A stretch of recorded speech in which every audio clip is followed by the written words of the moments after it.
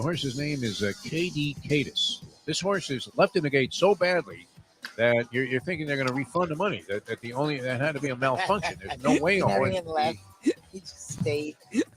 Yeah, no, I mean it's they call it refused or whatever. I don't know. There's a term for it when the horse just doesn't even break. He just said screw it. So finally, he plops out of the gate like the field's already on the turn. Oh my God. So I lost track of the horse because they'll show you the numbers, but he ended up. I mean, he was flying at the finish and ended up picking up fourth. So Really? any kind of a reasonable start. This was a first-time starter. my God, Any that's kind of impressive. starter. If he breaks anywhere within 5 lengths of the field, he wins the race by 6. That's impressive, actually. KD Cadis. Oh my God. The time. Wake up with Defo, joined by Lubie. Welcome to the Defo Show.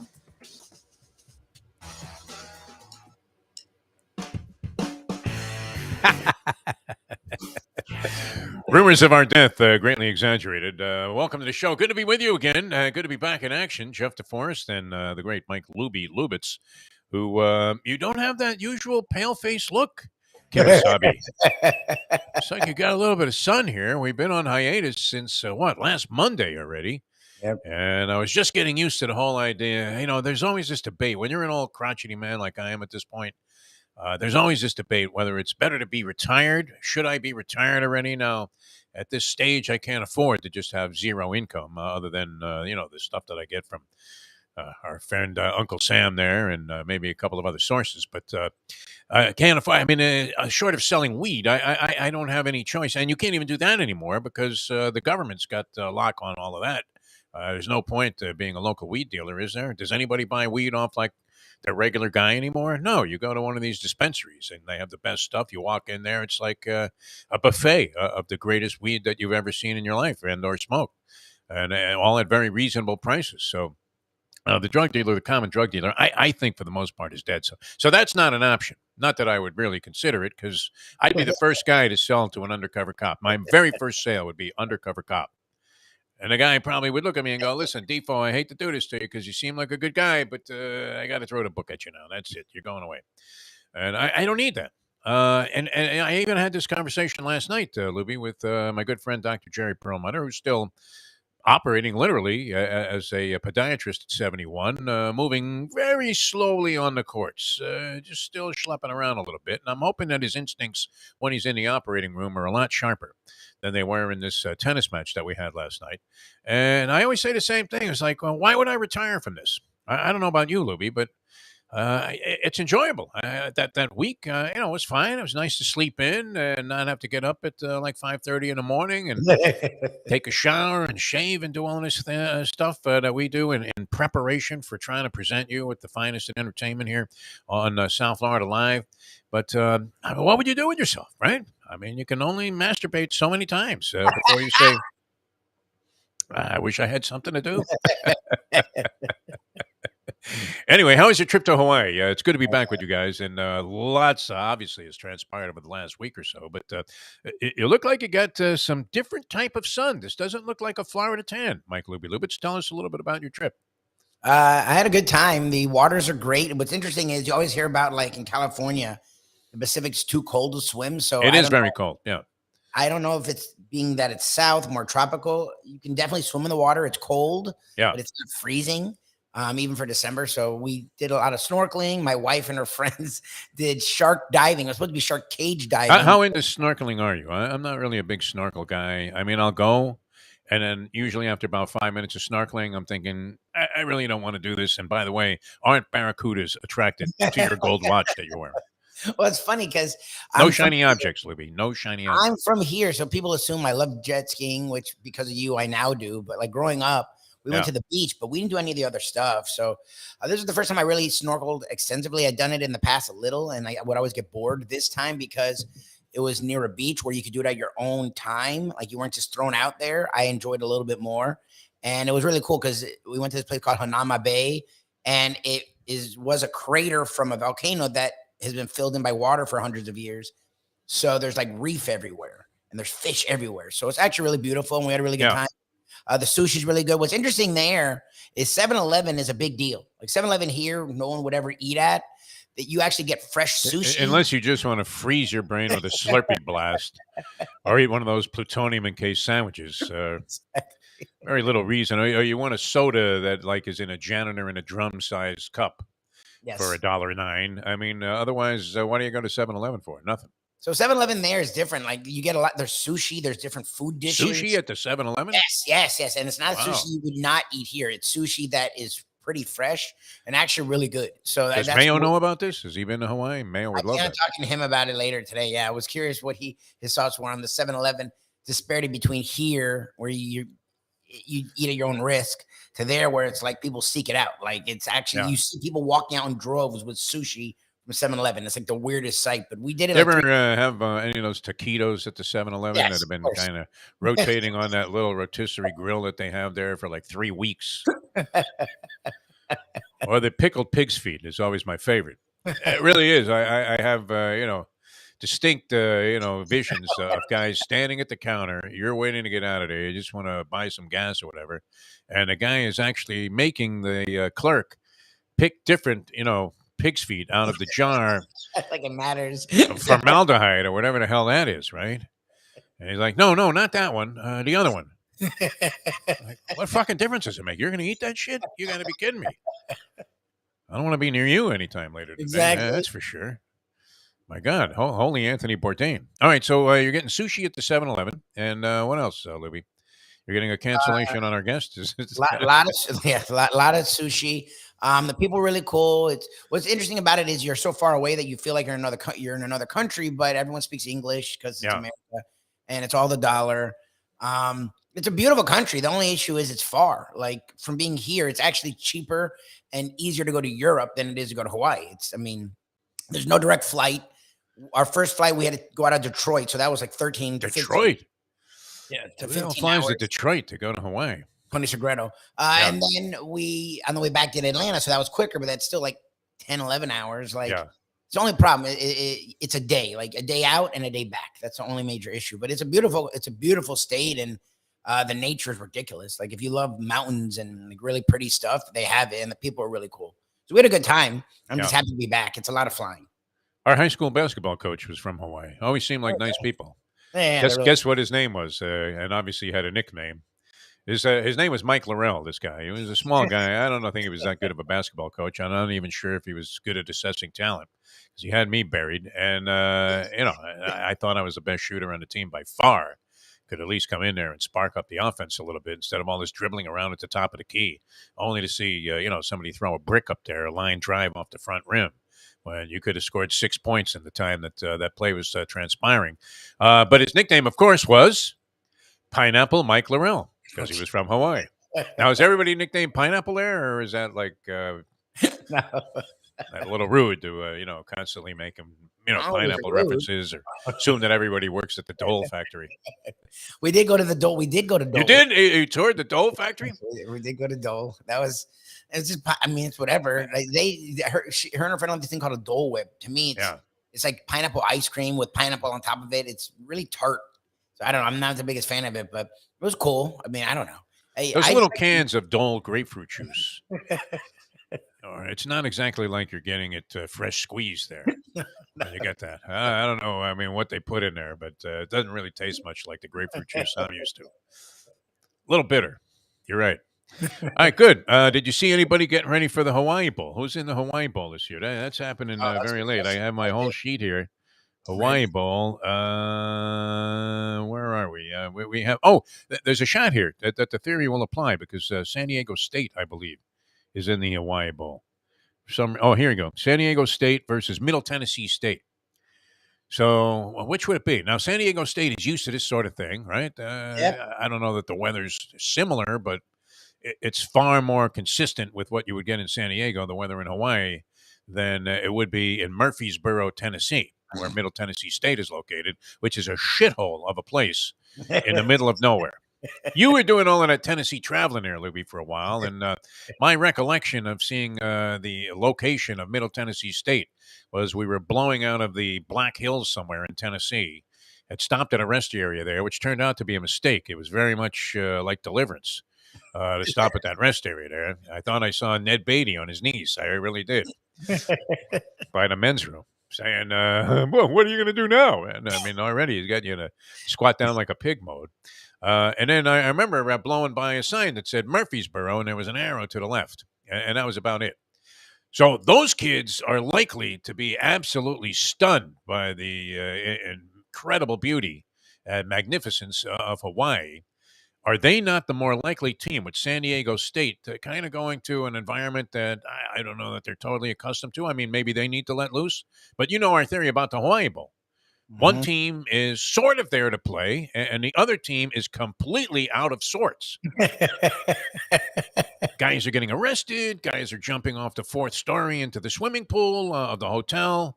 The quarterback shows up, and he's not even in uniform. He's wearing like a shirt. Looks like he's getting ready to open up for Don Ho. Exactly. Coach is singing Tiny Bubbles on the sideline there, and they're drinking champagne as they come onto the field. It's absolutely a farce for one of the two teams that's in the Hawaii Bowl on an annual basis. Now, you have to be able to figure out which team that is, but I'm going to say this year it's Middle Tennessee State gets slaughtered, annihilated by San Diego State, who I know nothing about in the Hawaii Bowl. Is that a fair theory, Mike Lubie? What do you think? Yeah, I agree. I mean, like if there's ever going to pit two teams, one used to it, one not. Yeah. It's like when Boise State was there. We're like, okay. Yeah, I mean, you usually can see it right away. Now we have, a tendency to try and rely on inside reporting on that.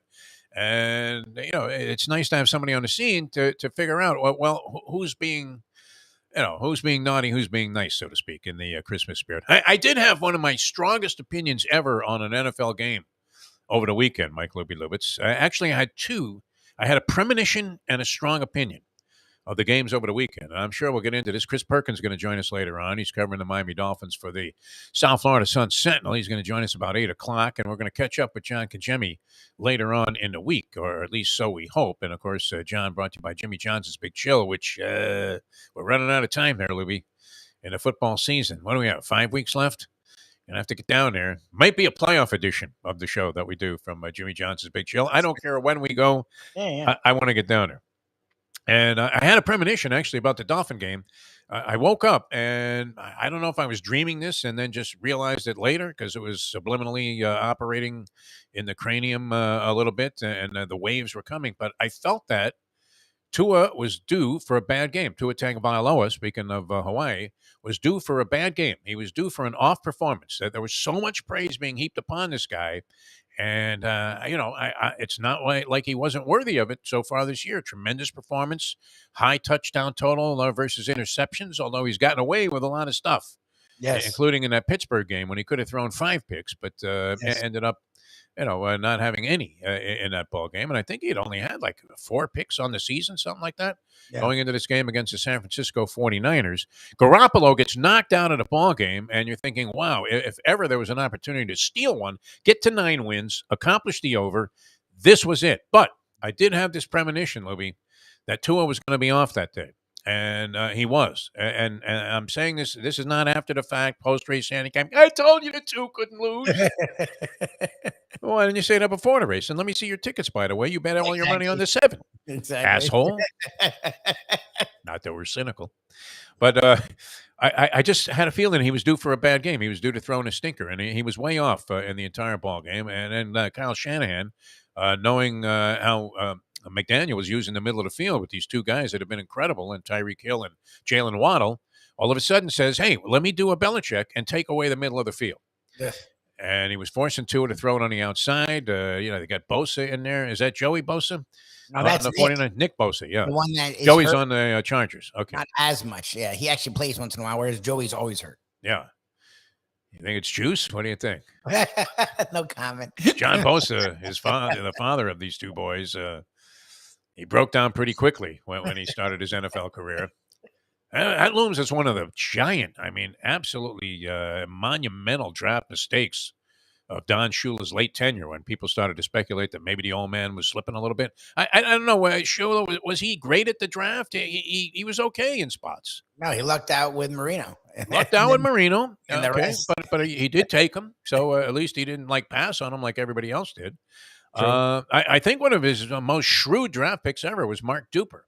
Because I Probably. remember laughing hysterically with a bunch of reporters out there at St. Thomas when we used to cover the draft in a real, you talk about old school. I mean, this was archaic. It was Stone Age coverage of the draft by comparison to what you have today, where the draft became one of the bigger events in sports. And people talk about it year round. Nobody gave a flying one about the draft except on the day of the draft. And we really didn't have that much insider knowledge. There weren't all of these reports on players. Nobody had ever heard of Mark Duper among the people that were covering the Dolphins at the time. And it was a nice contingent of very sharp reporters. So, and I remember guys coming back after the pick was announced saying, guy's like a track star. What do we need? What is this, Bullet Bob Hayes? I don't know if he's ever caught a pass. It turned out to be a pretty shrewd pick, and people were down on him. I think Duper was a second-round pick of the Miami Dolphins that year. I don't even think he was a first-rounder. So they found this guy, and that was great. But other than that, he had many, many failings, Don Shula, in the draft. Did he not? And, so anyway, in this case, we're looking at, Tua possibly falling off a little bit. Shanahan outsmarts McDaniel with the coverage. The offensive line was not exactly on fire in this ballgame. You didn't have Armstead, who they literally relied on this year. You So were that smart. was You put a lot of money on the Niners because you would have had an easy win. yeah, and it didn't look that way, right? Garoppolo goes out. You're thinking, wow, this is an overwhelming opportunity for this Miami Dolphin team. Could they get any luckier this year than to have Garoppolo go out? And what happened to Trey Lance? I mean, is he gone? Where is this guy? He doesn't go out on the field over this guy Purdy, who is Mr. Irrelevant. Yeah. Mr. Irrelevant beats you. 25 of 37 he was in the ball game. And, while he had a couple of moments where it always looks like, can you even make this reference anymore? The old Chinese fire drill? Or is that deprecating to the Chinese to assume that they can't organize a fire drill? What's going on there right now doesn't look too pretty, I got to say, with the COVID stuff, okay? Listen, you guys get it together here. These people are tired of being locked in their houses. I mean, let's get it going and get rid of those bats in Wuhan. But a perfect opportunity, and they couldn't capitalize because this guy Purdy held up very, very well. But there was no explanation. I'm sure you didn't get a chance to really see this, but I never figured out what I couldn't even think of his name for a long time. And then it was like, wait a minute, they drafted this kid like in the first round. He was supposed to be the starter. Oh, I guess, he got hurt. That's how Garoppolo ended up in the job. He's out all year, but they still didn't talk about him. Like that says he a must lot. be on IR or something because, like the fact that you're throwing this guy out there that was the last pick of the draft and trusting him with what's going on. And he goes out there and kind of whips the Dolphins as the San Francisco defense, which had been incredible in the second half of the previous 4 games. They hadn't allowed a point. They did give up some points. I guess the Dolphins got, like 7 in the second half, and that was it. But they really, put the throttle on the Miami Dolphins and had been harassing them throughout the ballgame. So a golden opportunity goes by the board there, and we're still stuck on 8 wins. 5 games left now? Yeah. We had to go 1-5. Now we have to go 1-4. You'll be fine. I say we. This is to cash the ticket. And I don't want to be wrong about this. This would be one that really hurt me if we were wrong about this. There are things on the show. You take a certain amount of pride in that your ideas as a sports prognosticator or whatever. I mean, if you're doing this for a living, you're hoping to be right. Most guys are dead wrong. We always say this all the time. If you could book the media's action, you would be a rich man today. And especially if you could book Mike LeBoff's action from Action Sports here in my New York Post, who today is giving you Switzerland at plus 185 on the money line. There you go. Because they'll probably go out and get blown out by Portugal today as Ronaldo scores 6 goals and sets the all-time record for goals in a single World Cup game. That's all another thing, too, and we'll get to that. But my other premonition, this I couldn't figure out for the life of me, how the Jacksonville Jaguars were favored by a point on the road against the Detroit Lions, who started the season 1-6, but you could make a case that they were the best 1-6 team in the NFL at the time. I don't know if there were any other 1-6 teams, but you could make the case that, they had played in some very, very tough luck, and they were scoring a lot of points, and they were being defeated in fashions that were almost a criminal nature, where, they're getting robbed by referees, they're losing in the last second, guys are pulling off miracle catches against them. Dan Campbell looked like he was ready to blow his brains out. I don't know that he would use a gun, though. He would probably find some form of self-strangulation just to prolong the agony as long as he could. He looks like that type of guy. But they started to get it together, and I want to say they've won like 4 of their last 6, maybe, including what was a blowout. I mean, from the very start, they scored on like their first 7 possessions. I think touchdowns on their first 5 or 6 possessions, some ridiculous ratio of scoring per times having a ball. And that was it. It was like 40-23 to final, something along those lines. And you were taking a home dog there, getting a point against a team that you thought had no chance. I didn't put enough money on this game, Lubie. 40-14. Oh my God, 40-14. I mean, but it was decided right away. You were up like 14-0 or 14-3 before the clock even hit like the 3-minute mark, and it was just a party. It was a circus. It was incredible. So that was it. And I didn't act strongly enough on that because I had just taken a beating at the track on Friday. And that tends to maybe damage your confidence a little bit when you can't cash a single ticket on a day after I had a long streak of positive results at various parimutuel facilities. And then all of a sudden, it's going to happen once in a while where you just can't get out of your own way, where every race you're getting beaten by a nose on the wire. So that kind of damaged my psyche, and I went kind of lightly on the Detroit Lions. But I never thought I'd seen a line that was more out of proportion with what the indicators would normally be, as in what you see on the field. Jacksonville sucks, and the Lions aren't bad, and they're at home, and they demonstrated that on Thanksgiving Day with a big win, and they're capable of going toe-to-toe with a lot of teams and hanging in these games at the very least. So if you're giving them points when they're at home, especially with a shit team. I don't know. Was that the gift from the gods of gambling, Lubie? That was the one, wasn't it? Like in neon, it was flashing at me. Lions, Lions, Lions. It was great. Have you thought about it ahead of time? And yes, that's when the Lions have played much better football. I don't know how much in Campbell, but their offense is humming, and their defense has finally woke up a little bit. And the Jags have been the Jags all year. Like they're improved, but they're not good. Nothing special. Yeah, I mean they're improved because they got rid of Urban Meyer. That was a given, right? It's addition by subtraction, as they say.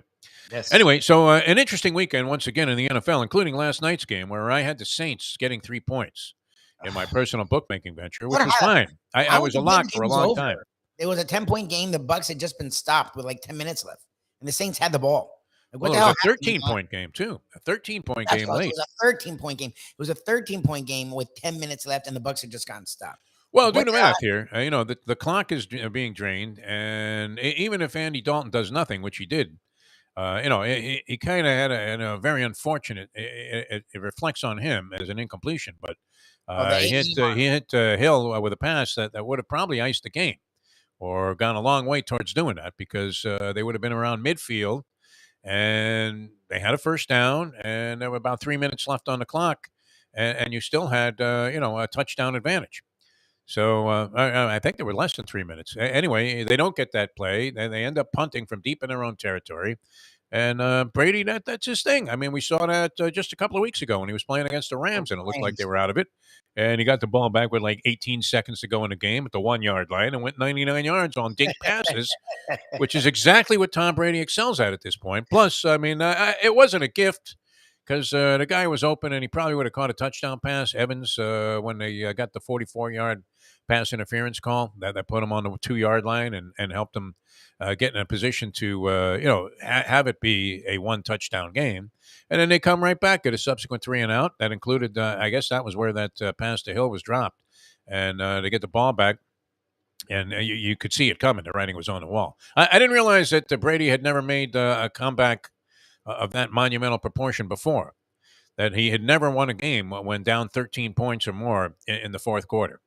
Now, been down 13 points or more a lot in the fourth quarter during his whole time there with the Patriots. They were usually in full command, but he also ended up, I guess, tying a record by Peyton Manning of the most fourth quarter and or overtime comebacks from behind to snatch a victory from the jaws of defeat.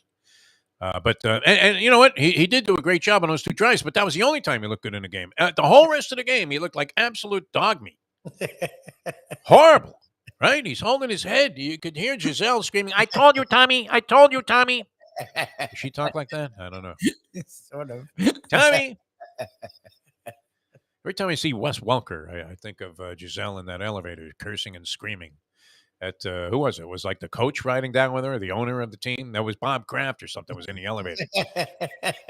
She's looking at Kraft like he's a piece of cheesecake, saying, "I can't believe that you can't get better guys to play with my Tommy." Giselle was a force there with the Patriots. She should have gotten a couple of championship rings, no? She probably did. But, I mean, every time you saw Brady holding his head, you could hear Giselle screaming, "I told you, Tommy! I told you!" And he really looked bad, and then he threw like a brick of a pick. You talk, I mean, that sounds like something off a Jethro Tull album. Thick as a brick, man. It was a brick of a pick. As, he didn't see a linebacker drop into coverage, and he fell right into his hands. It turned out, I guess, it was a guy, Brown, what was the linebacker who made the interception, and I guess they're good friends because they kind of embraced each other after the game. And it doesn't seem like Brady is that sincere when he does the embracing of the other players, does it? Doesn't it seem like it's kind of a blow-off, like I'm Tom Brady and you're not? Not that he's an arrogant SOB. I don't consider him that at all because, I mean, he handles himself, comports himself very well for a guy of that stature, although he seems – I'm sure he's a really interesting guy. Do you think Tom Brady has to be sort of an interesting guy? He's got a zillion experiences.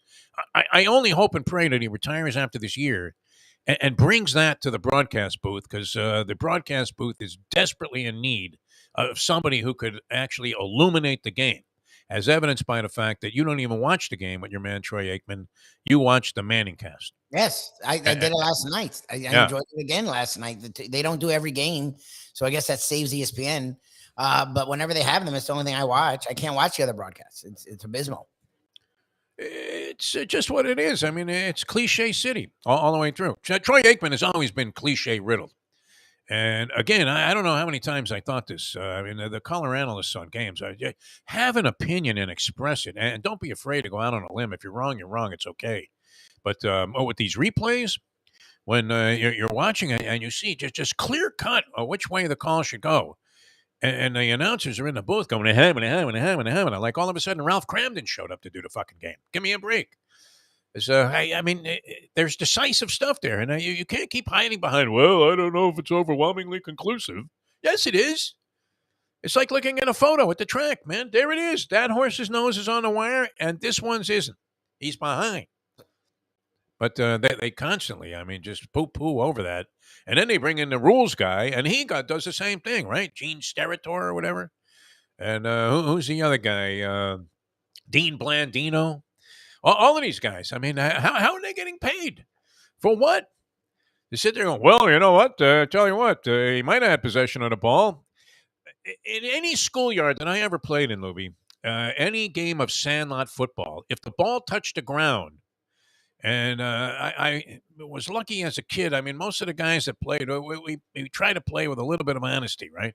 Mm-hmm. So if the ball hit the ground and you didn't catch it, you would actually say, man, no, it hit the ground. I mean, yeah, you'd be honest. Most guys, I mean, they were always the jerk-offs, you know, the guys that were the early practitioners of steroid use, who, like my friend Musclehead Jeff, who, would argue no matter what, even no matter how obvious it was that he was wrong.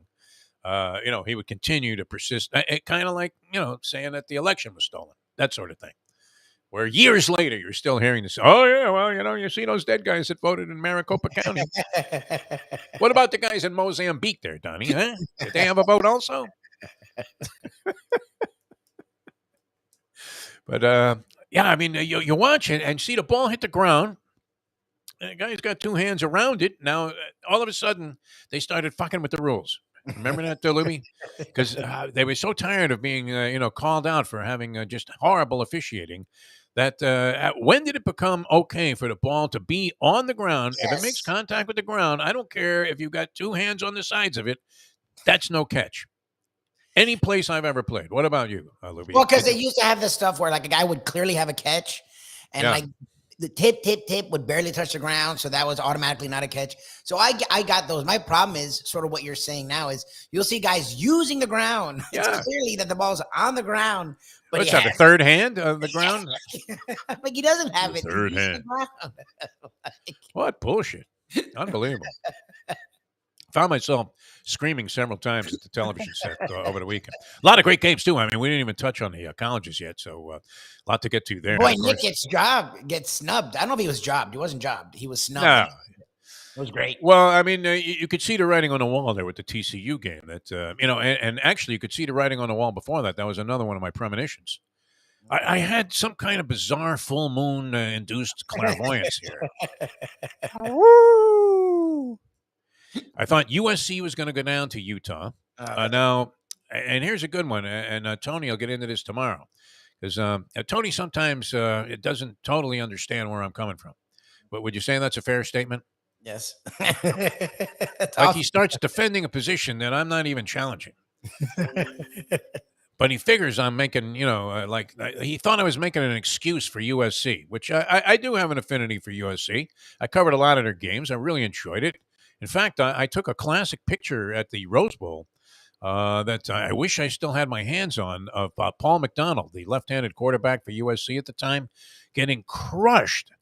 I think I told you this story, Lubie, where, I'm working for like a small daily newspaper, Ontario Daily Report. And, to get credentials for the game, they weren't going to put like 3 guys in the press box and everybody wanted to go. We only had 4 guys in the sports department. So the sports editor didn't go to anything. And the other 3 guys, we were all big sports fans. So naturally, you wanted to go. I forget who USC was playing in this game. It might have even been UCLA. And it was at the Rose Bowl. Very important game for whatever reason. I don't think it was the actual. I guess it was the Rose Bowl game itself. So it couldn't have been UCLA. But anyway, and Paul McDonald is a quarterback. And he was an excellent quarterback. Very, very heady. And, just an extremely efficient quarterback for that type of offense, which what did he have to do? Really turn around and hand the ball off to like Charles White or Ricky Bell or, some monster running back that they had at the time. And then, all of their other players were outstanding. I mean, on the offensive side of the ball, including the great Anthony Munoz, who was playing with the team. Anyway, to get into the game as a credential reporter, which I was going to write some stories on the game, I had to pretend to be a photographer. And we had these old school cameras. I mean, it stopped just short of like having the smoke go off as you hit the camera, to take the picture. And, it was like a box camera that you look down in. So I'm down there in the silence, and I have to carry this camera because I was only able to get credentials as a cameraman, even though I never took a picture in my life. So I'm down there, just kind of fucking around, figuring, okay, I'll snap a few pictures, make it look like I'm really doing this, just in case, like one of those fat guys in the yellow jackets comes over and goes, what are you doing down here on the sidelines there, son? It was a young DeForest. So I happen to be a few feet away on the sideline from Paul McDonald getting crushed on a crucial fumble. And I snapped off a picture, and oddly, you would have thought I was, who was the guy from Sports Illustrated? Yoss, IOSS, remember that guy? He was like the greatest photographer ever, sports photographer, like Walter or something, Yoss. Anyway, I actually had not only the ball as it was being knocked out of the guy's hands, but I had him being crumpled up like he just got hit with a body shot from Alexis Arguello, and you could actually see the expression on his face. Think about that. Oh, wow. I mean, it was a work of art, man. It was a Warhol. I could have taken this picture to Art Basel and made a fortune. It's nowhere to be found now. The negatives are gone, everything. And the sports editor thought I bought it off somebody. Oh, that's great. Yeah. He said, I can't publish this. This is somebody else's picture. I said, no, it came out of this camera. What are you talking about? Here's the roll of film. I did. That was back in the days, too, where you had to go into a dark room and slowly develop the thing. And it was almost like you're in a Nick Nolte, detective movie. And they looked at the thing and they go, look at that. You see that? There's a little hair there. That could be from the... From the criminal himself, but no, it was always great, having the opportunity to catch a little USC football back then, and so I have an affinity for him, and I always will.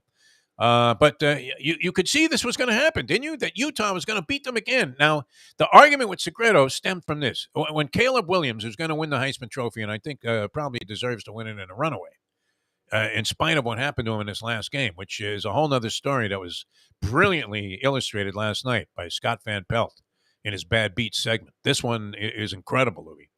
If you get a chance, you definitely should check this out. I don't know if you can just find that isolated on YouTube or something and look it up. But the bad beat of the Caleb Williams rushing yard total in the USC-Utah game is among the worst beats. It doesn't quite rank up there with the professor having a student protest. Now, what was it? A Black Panther protest? No, a student protest in a game that he had he was up 40. It was at halftime. Yeah, at halftime. Yeah, call up the game. You can't lose. Right? Yeah, it was done. It's the old thing where the guy starts screaming, "You can't lose." Well, damn. I mean, imagine you had the Saints on the money line last night. See, I'm getting 3, so I was a lock. You're starting to do degenerate math, and you're thinking, okay, even with 8 minutes to go in a game, what's the worst that could happen to me? Tampa Bay scores 2 touchdowns and wins by 1. That's the way it's going to go. Yeah. The only other thing that could happen that would be worse maybe was Tampa Bay misses the extra point there, goes to overtime. You talk about the anxiety and why degenerate gamblers are completely mashugana. But you start thinking of this stuff, right? What if she's sleeping with the mailman? It's that kind of thinking. Why would she be sleeping with the mailman? I mean, okay, maybe he's going to be collecting a pension in 10 years, but you know what? She's got a better deal right here, right now. Even with this podcast thing that we've been off for a week. It's great. But, so Caleb Williams, in this game, he gets hurt. I think he popped a hamstring or something. Was noticeably limping. All right. Now, I would say a good portion of his game is predicated on his ability to run. Yes. And scramble. I mean, this guy is Justin Fields, coming into his own on the collegiate level, and you're thinking, oh, my God, what does this guy do that Vince Young didn't do? Unbelievable. This guy's ability to scramble and make big plays. It already made several big plays in the game, which is part of the other equation where he had 79 yards rushing, and there was a prop bet out there that over-under yards rushing, Caleb Williams, 32 and a hook. Think about that.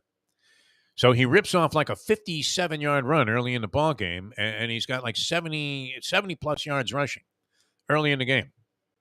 And it's a sad story. I mean, it only can happen to a guy like me, right, where somehow he ends up under the 32 and a hook. Why? Because he got sacked a zillion times, and that counts as rushing yardage. Yeah, including on like the last play of the game, which is the one that put him under. Think about that. I mean, you may as well have just dug a 6-foot trench and thrown my body in that if I had to. Fortunately, I'm not addicted to these over-under propositions on individuals. It's hard enough to pick a game and get that right. But, look, what are all of these ads that are on TV and constantly run throughout the game with Roger Goodell with a patch FanDuel on his forehead? Surprised he hasn't got like DraftKings tattooed on his neck. Hey, you see, I got a new tat. Yeah, it looks nice, Raj. But with all of that, I mean, what are they encouraging people to do? To become complete fools. Complete. And bet all of these propositions and then bet them in tandem with like 6 or 7 others, right? You know the professor. He hates my 3-team parlay, but that's about as deep as I go. And, I like the action more than I like necessarily winning. I'm not in there to, make substantial wagers on sides in ball games. I mean, even with Detroit, right? What do I do? I was out there with a stick. That was it. My strongest opinion of my lifetime, the game of my life. And I'm betting $100 on it. Because I know they're just, it's tragic. There are too many ways to get beat doing this sort of thing. I mean, how you have a guy that has over 70 yards rushing finish up under 32 and a hook on the last play of the game getting sacked with like 5 seconds to go. If he takes a knee, you're over. They just throw it. At that point, who takes a sack there? That's what happened. Oh my God. And it took him under 32 and a half for the game after he had already been like in the 70s early in the ball game with a total and probably would have run for 200 had he not pulled his hamstring. So now I'm texting back and forth with Segredo because early in the game, USC looked unstoppable. They scored on the first 2 possessions. I mean, literally the old Swiss cheese, right through giant holes in the defense of Utah. And, they had revenge on their mind. They were trying to keep their spot in the college football playoff, a chance to win the national championship. They were undefeated. And they're sitting there at home, not at home, but they have in Vegas, right? I think that is where the game was. A very favorable crowd coming from USC in that ball game. I don't know how many Utah people. Do you ever run into any Mormons in a casino? I've been getting a lot of Utah and Vegas. Outside of the Osmonds, man, who have been, I think they've been at the Flamingo since 1948, right? They started before Sinatra was big there. And there's still a big picture of a young Donnie and Marie. I think they might have finally bailed out on that shit. One of them passed. Didn't Donnie pass? Donnie checked out? No, let me look it up before I. I don't think so. I think you have both Osmonds very much alive and well.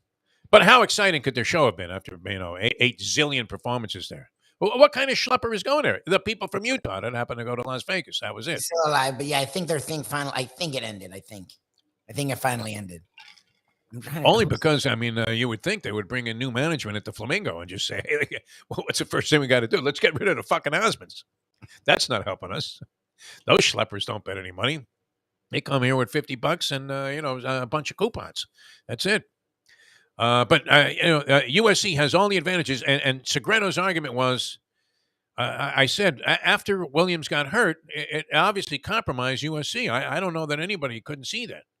How is it possible not to see it? All of a sudden, the guy that was like an escape artist, a Harry Houdini, this guy, he's getting sacked. He's getting crushed to the tune of losing like 50 yards in sack yardage during the course of the ball game. He would make fools of these people when he was at full strength. And they knew he couldn't move, so they sent the house after him, and now they're in a passing situation. And Utah, great job by their coach taking advantage of what was on the table for him and making whatever adjustments needed to be made. But it was easy to adjust to because you took away the number one threat of the USC offense was this guy's ability to scramble. They don't have a backup at all? Like, at that point, you're putting the kid in danger. Like, I don't understand. They had a backup, and, he looked like he was on a precipice of coming into the game. So Tony's telling me that I'm making excuses for USC because I like USC because we, are friendly with Anthony Munoz. Right? He comes over. He always talks about the sports editor there at the Ontario Daily Report. I remind him that I used to cover him when he played baseball and the time he threw the ball over the backstop, but the guy swung anyway because he was shaking in his pants and actually shat his pants, as they say. Is that the yes. proper terminology? Yes. You'd see a brown stain on every hitter when Munoz was on the mound. Did you ever face a pitcher like that where, whatever level of baseball you're at, there was always one monster? Yes. Yeah. John Wick was the guy in my little league when North Belmore. Yeah, John Wick. My God. I mean, he'd throw one under your chin there, and it was like you never wanted to come to the plate again. You'd be standing like the umpire would have to tell you, you're going to get in the batter's box or what? Oh, yeah, I ain't scared. Like 10 feet away. But Tony didn't believe that. He thought I was making excuses for USC, that Kalen Williams' injury severely compromised. They're still in the game anyway. They still were in there with a shot. I mean, they fought down into the fourth quarter, and they still were in there with a shot to win. But this guy couldn't do anything anymore. And literally, I mean, imagine how fucked you felt if you had over 32 and a half yards, and you're dancing in the streets. You probably don't even watch the game anymore when he hits that 160-yard run. How are you going to lose that? Impossible. Okay, how much, even when you're sacked, what do you lose? 4 yards, 3? 10 sometimes, I mean, yeah. He was getting pummeled. I mean, this was a guy that usually would, do almost a mini Tarkenton, right? And he'd spin out of there, and all of a sudden he's 40 yards downfield. Yes. And making huge plays happen out of what would have been otherwise very negative plays. And I thought it was a very significant part of the ball game. Tony thought it was an excuse.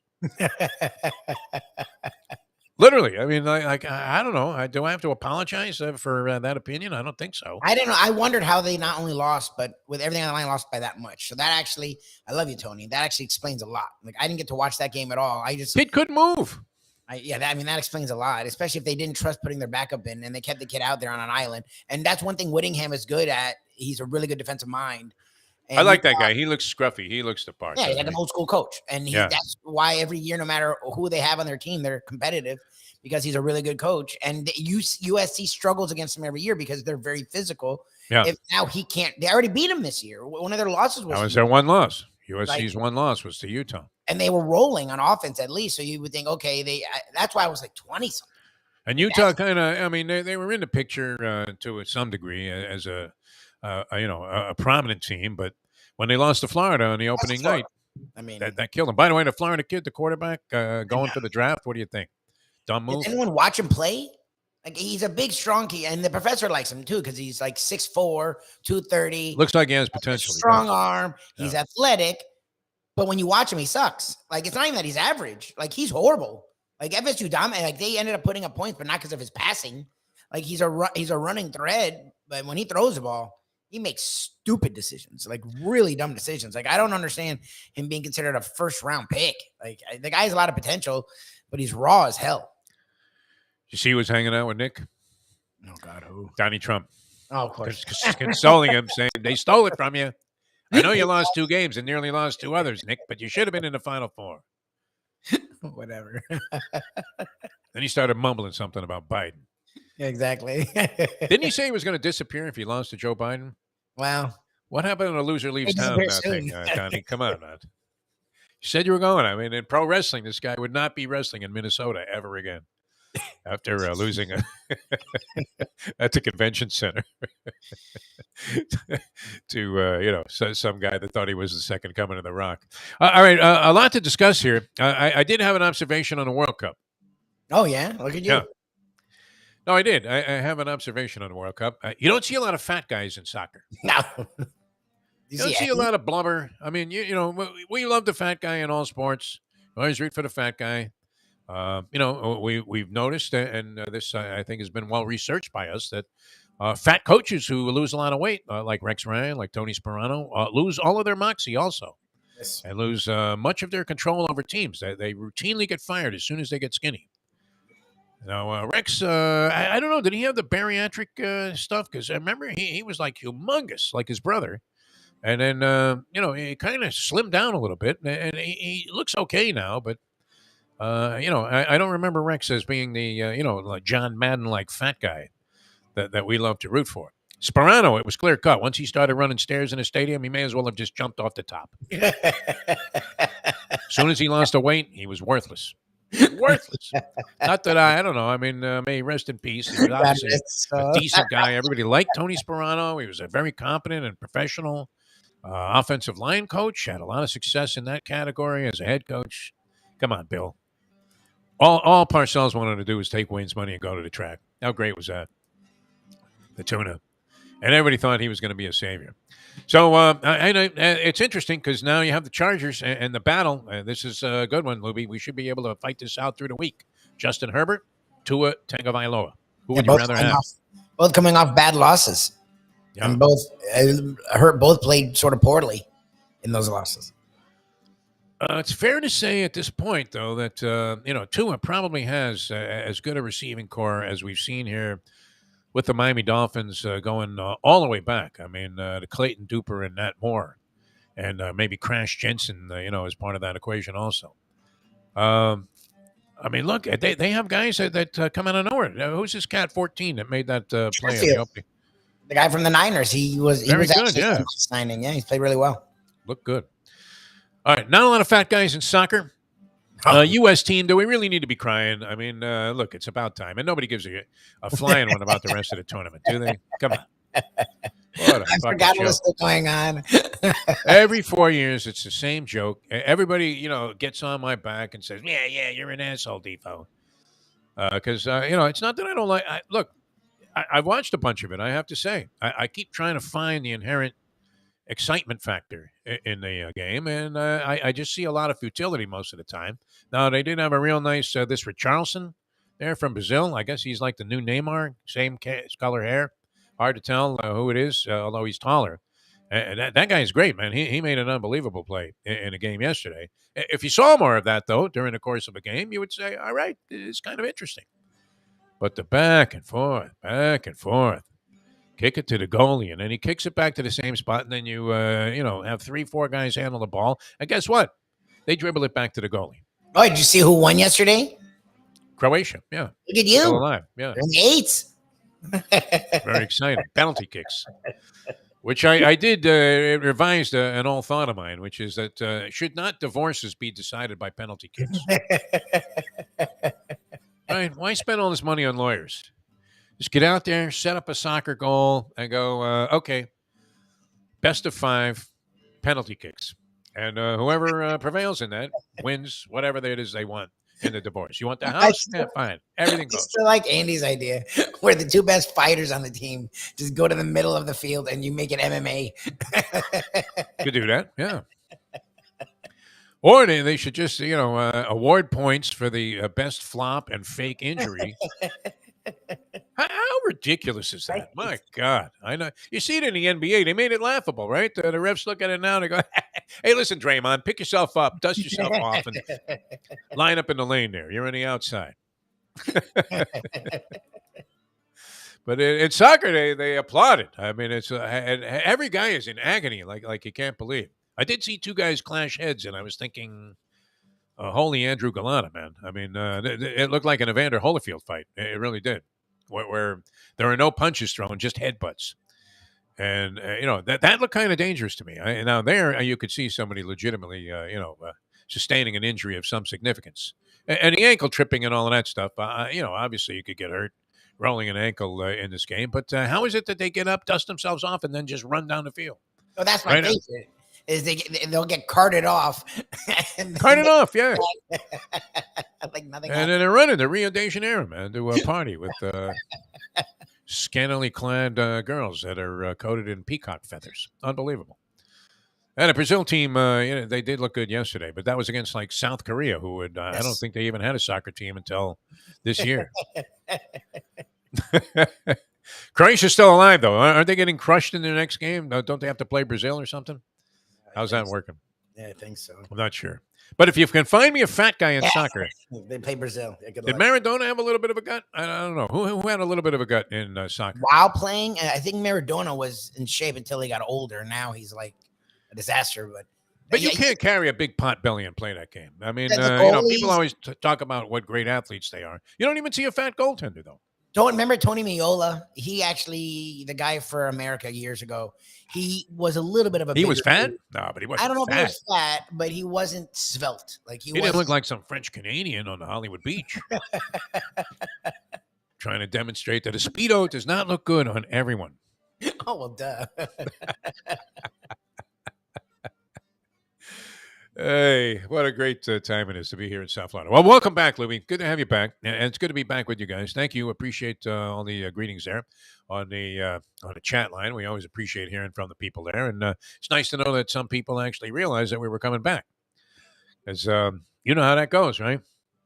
The minute, like when we were on the air, on the radio there, 6:01 would hit. If they didn't hear us, it was like, oh, shit, they must have gotten fired. That went on for 12 years.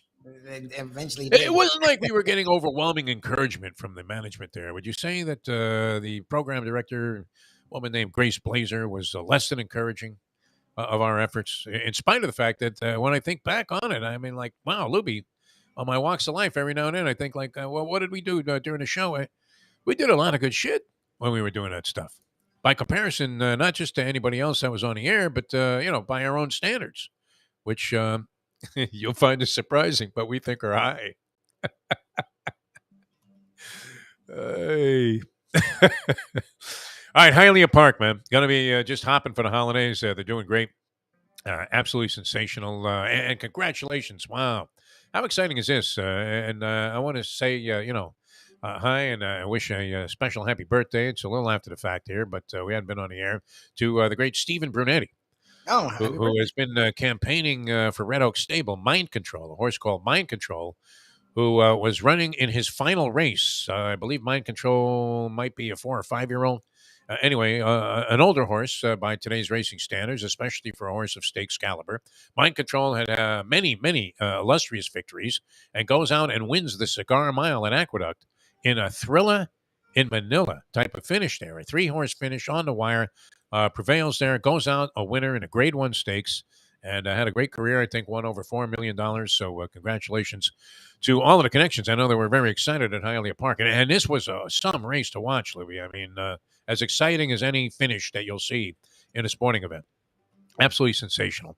So Mind Control goes out a winner, and you're going to go out a winner at Hialeah Park. You're going to go in a winner and then out a winner as well, because they're paying jackpots all day long, probably more than anybody else here in town, and especially proportionate to the amount of people that they take care of, because it's kind of a family thing, right? I mean, they have plenty of room in there, but at the same time, you feel like, wow, I know these guys, man. And it's fun to be in this environment, gambling and yelling and screaming and rooting for winners.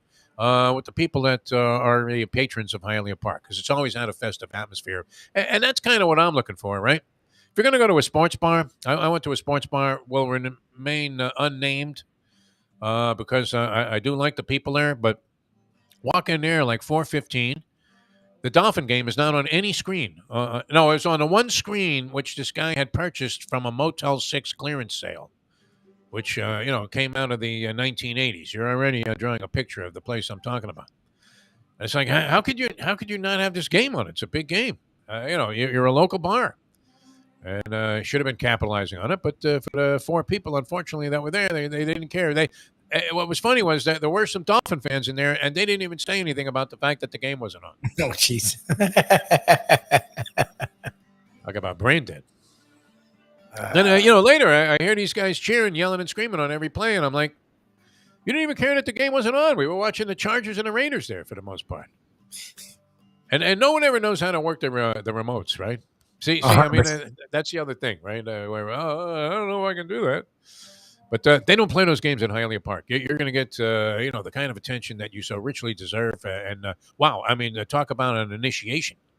You come in there, you get a player's card, and all of a sudden you're inundated with all the great rewards benefits that they give you, including a lot of very generous allotments of free play at Hialeah Park. So check into that. Holidays always humming. A lot of special events coming up. Check out the calendar, hialeahpark.com. Or better still, just clear your social calendar, Lubie, and make your plans to make a very, very recent or future visit in the recent future to beautiful Hialeah Park. A little rusty here, but what can you do, Lubie? Right? It's a lot of time off for an old man. We're coming back with more. Chris Perkins scheduled to join us here on the other side of 8 o'clock. Thanks so much for tuning in. The Defo Show here. Jeff DeForest, Mike Lubie, South Florida Live. Some things in the works on the horizon, Lubie, which I hope come to fruition. You know I'm always optimistic about this kind of stuff. Now, a lot of stuff hasn't happened that we thought was going to go, but we're here, which is a good thing. And this one, straight to the moon, Alice. Straight to the moon. That's where we're going. All right, back with more in a moment. Now that. The time. Not a lot of fat guys in soccer. That might be my most clairvoyant and deeply perceptive observation ever. You're saying Miola? No, Tony Mioli, he wasn't fat. He had some weight to him. He just wasn't fat. None of them were like David Wells. Like soccer, you're not getting David Wells. The goalie's not running as much, though. I mean, if you do that much running, futile running, back and forth, back and forth, back and forth. By the way, does Neymar play any defense? I asked Jim Sargent. Oh, no. He didn't play no D. He's Pavel Burry with the yes. Yes. Hanging out by the goal there with dyeing his hair, signing autographs while the rest of the team is down there battling in the paint. It's did they have paint? No. They had the box. That's what the whole thing is. Now, when are you allowed to enter that? Like, only after the ball? Is that the deal? Is it like hockey? What do you say, Lubie? You're talking about the box from an offensive standpoint? Yeah, because like all of these goals that are called offside. Well, no, the problem is offsides because you can't pass the defense. You can be, as long as you're the defense, that's the thing is, that's my favorite. You have to wait for some schmenk to come back. Why? I think that's why I hate the sport is you'll see a guy have a streaking to the goal and he goes, oh no. And he's got to stop and wait for a defender. Okay, good. It's like, that's a good rule. I like that rule. Look at the defender.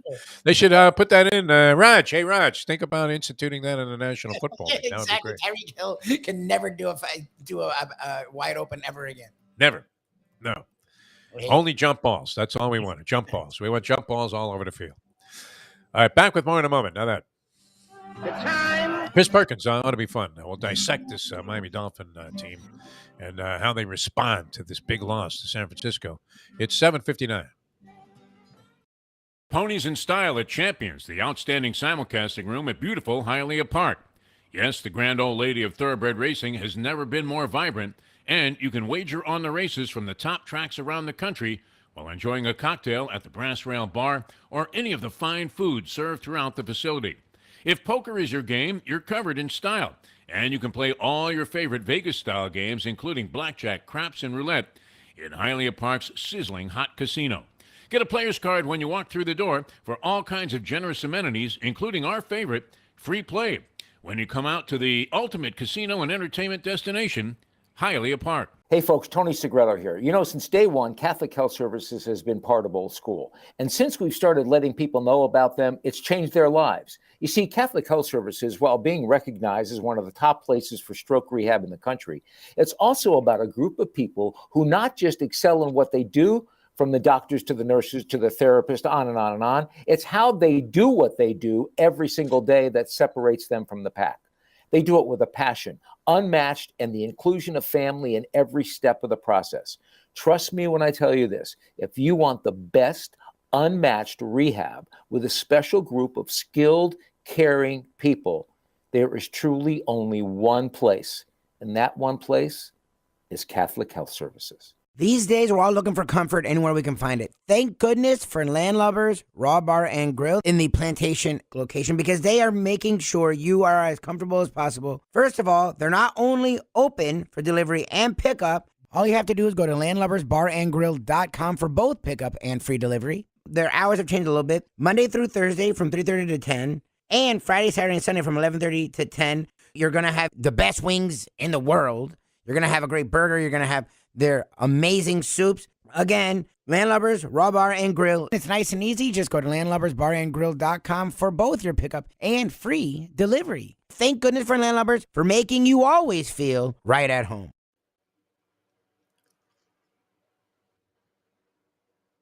To be or not to be, that is the question. Whether 'tis nobler in the mind to suffer the slings and arrows of outrageous fortune, or to take arms against a sea of troubles, and by opposing end them, to die, to sleep, no more, and by asleep, to say we end the heartache and 1,000 natural shocks. What could that have been about except Gambling. not to hedge? The modern day odd couple, Defo and Lubie, are on now. It is, of course, the Defo Show. Welcome back to the show. Good to have you with us here as we make our return to the airwaves on South Florida Live. Jeff DeForest and the recently vacationing Mike Lubie Lubitz, who had a good time in Hawaii. Pineapple on a pizza. Did you try that? No? No, we actually didn't have any pizza. We had a lot of sushi. If you love sushi, sushi's everywhere. And my problem is I don't love sushi. So no, me either. I was happy to be back. An occasional California roll, something Fine, very yeah. basic. Once I find out there's a lot of eel involved in it, I'm not a big fan. I don't even, the different types don't bother me. Fish were meant to be cooked, my friend, unless you were a caveman. Yeah. Like, to me, it's like an appetizer or a side thing. Like, I don't, it's like the soups. Everyone loves ramen and all this stuff. And I don't mind it, but it's, you have before dinner. Like, I'm like, okay, so where's dinner? Like, it's not dinner to me. It's not, I don't know. So I'm happy to be back. We had pizza yesterday, and I was very gleeful to have American pizza. All right. No, well, and speaking of food, Mike Mayo, big announcement with Mike Mayo's Lunchbox this week, as we will be originating from Gulfstream Park beginning this Friday. Oh, and, okay. Every Nice. Friday thereafter. And that's going to be a lot of fun. So 12 to 1 will be at Gulfstream Park, which is probably going to be a tough one for me to navigate my way through. You think? Sure. Well, Mayo was degenerating over the weekend. I saw him on Friday. He was in a poker tournament. He was doing well also. Okay. And his game is to pretend that he's not paying any attention to what's going on in the game itself. He's on his cell phone all the time. Yeah, listen, Mo. Okay, yeah, I said 2 orders of the Mushu pork. And meanwhile, he's got like pocket aces there. He's sitting on and he's checking every time. As if he was Matt Damon in Rounders there going against KGB. Check. All right, this is good. This is a great way to make our comeback here and to help us enhance our chances of rolling a continuous stream of sevens before we actually establish the point. We have the great Chris Perkins from the South Florida Sun-Sentinel, the number one guy on the Dolphins beat. I see you're back home, unless you're green screening this from some location in California. But did you get out there to the game in San Francisco? And then, if so, why wouldn't you have stayed and kind of hung out there to get the feel of what was going to happen against the Chargers this week in L.A.? Defo, that's corporate decision. That's made above my head. But I did get out to San Francisco, and it was great. Right. I had a great time out there. Well, what's your number one move when you hit San Fran? Because we were unfamiliar. I mean, I'd been there times, when I lived in L.A., but that was, circa mid-'70s, early '80s. And then we went back there for and I'd been back there maybe a couple of times since, but went back there for that Super Bowl game. I don't know if you covered that. No. A few years ago. That was when the Broncos won with Peyton Manning. Yes. I believe. Yeah. And everybody thought that they were going to get annihilated by Carolina, which they were heavily favored in that ball game. But we went out there, and we were a little bit on the novice side. So what is Chris Perkins? A known party animal. Although I'm not sure I buy your claims of settling down, but I do remember it was always questionable whether you were going to make like a 9:30 appearance on the Joe Rose Defo Goldie show back in the day, the first team, because the speculation was, where was Perk last night, and is he home? So what do you do when you get to San Fran? Hey, sometimes I would call you guys from the back of a cab on the way home, before my walk of shame. So times have changed. I took my girlfriend out there. My girlfriend was with me. Wow. Yeah. So that's the really taming we're at a things. minimum. So but I got a friend out there, but we went downtown first because she had never been there. Then we went out to Fisherman's Wharf. So it was only a day and a half of free time. I got out there Friday. But we had a great time. Had a great time. The weather was great. Saturday was a little bit rainy, but beautiful sunny skies. So for a Friday in for the game. So great time out there. Yeah. All right. So I come home a little after the fact there. I missed the very early portion of the game. And, I could see the Tua's kind of scattering the ball a little bit. That didn't look good, but they're right there in the hunt. And then I'm looking out there, and I see Garoppolo getting carted off the field. And I thought, and I'd forgotten that Trey Lance is out for the season. I didn't realize that. And I was thinking, well, what happened to this guy? And they bring in Mr. Irrelevant. Right. A Mr. Irrelevant, who I guess it's never happened before. This was unprecedented that a Mr. Irrelevant would even throw a pass as an NFL quarterback. I don't know if that was it, or this was the first time that a Mr. Irrelevant has thrown a touchdown pass. But how did this guy beat the Dolphins with the 49ers once Garoppolo went out of the game? Man, I tell you what, Defo, one of the things that they did was they kept the ball, time of possession. They doubled up the Dolphins 40 minutes to 20 minutes. And part of that is because they were able to run the ball. I think they had 34 carries for 121 yards, and you flip that around, and the Dolphins had 8 carries for 33 yards. And then you look at how the quarterbacks played, right? Brock Purdy is throwing laser beams in there at these guys and tight windows. He out Tua.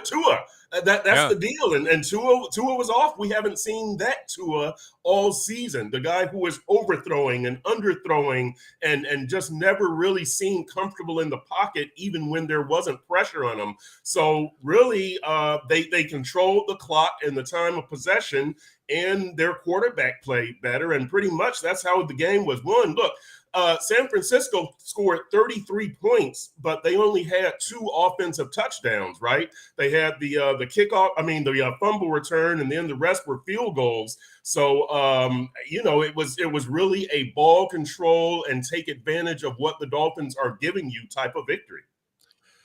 Yeah, and it's funny, too, because I had one of my few correct premonitions prior to that game, and I thought, well, today's the day I think that Tua throws in a stinker. Or maybe is not quite as good, because he was getting so much lofty praise, and I thought, is he that good? Maybe, but where does this leave us now? Now that he's thrown in the stinker, and it wasn't like he was completely awful, but darn close to it. And then late in the game, when they were behind, all of a sudden there were some picks, and it got ugly and out of hand. But they were in the game with a chance to win it.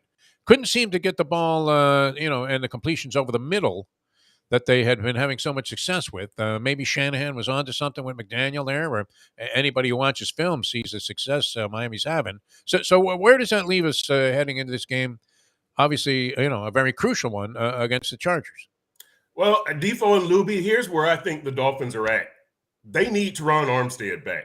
Teron Armstead leaves the first quarter of the Jets game, and you give up 7 sacks, and you lose 40 to 17. Right? What's the score, Right. Lubie? He doesn't play against Minnesota. You give up 13 quarterback hits, and you lose, I believe, 24 to 16. And then he doesn't play this week, and you give up the strip sack for the touchdown. Wasn't necessarily, his fault, but there was offensive line chaos and disarray. You couldn't run block. The stunts are really kind of how Bosa got him, not necessarily beating the tackles, Greg Little and Brandon Shell, but it was kind of on those stunts and a lack of communication. So to me, and I've said this before, Teron Armstead is terribly important to that offense, not just the offensive line, but to that offense. So when Teron comes back, the offense is there. Defensively, as you guys probably know, this defense has given up at least 27 points on each road game. I believe 6 road games. But, I still think the defense is capable. They're capable of making plays. They're a bend but don't break unit. I don't know if that's an insult to them.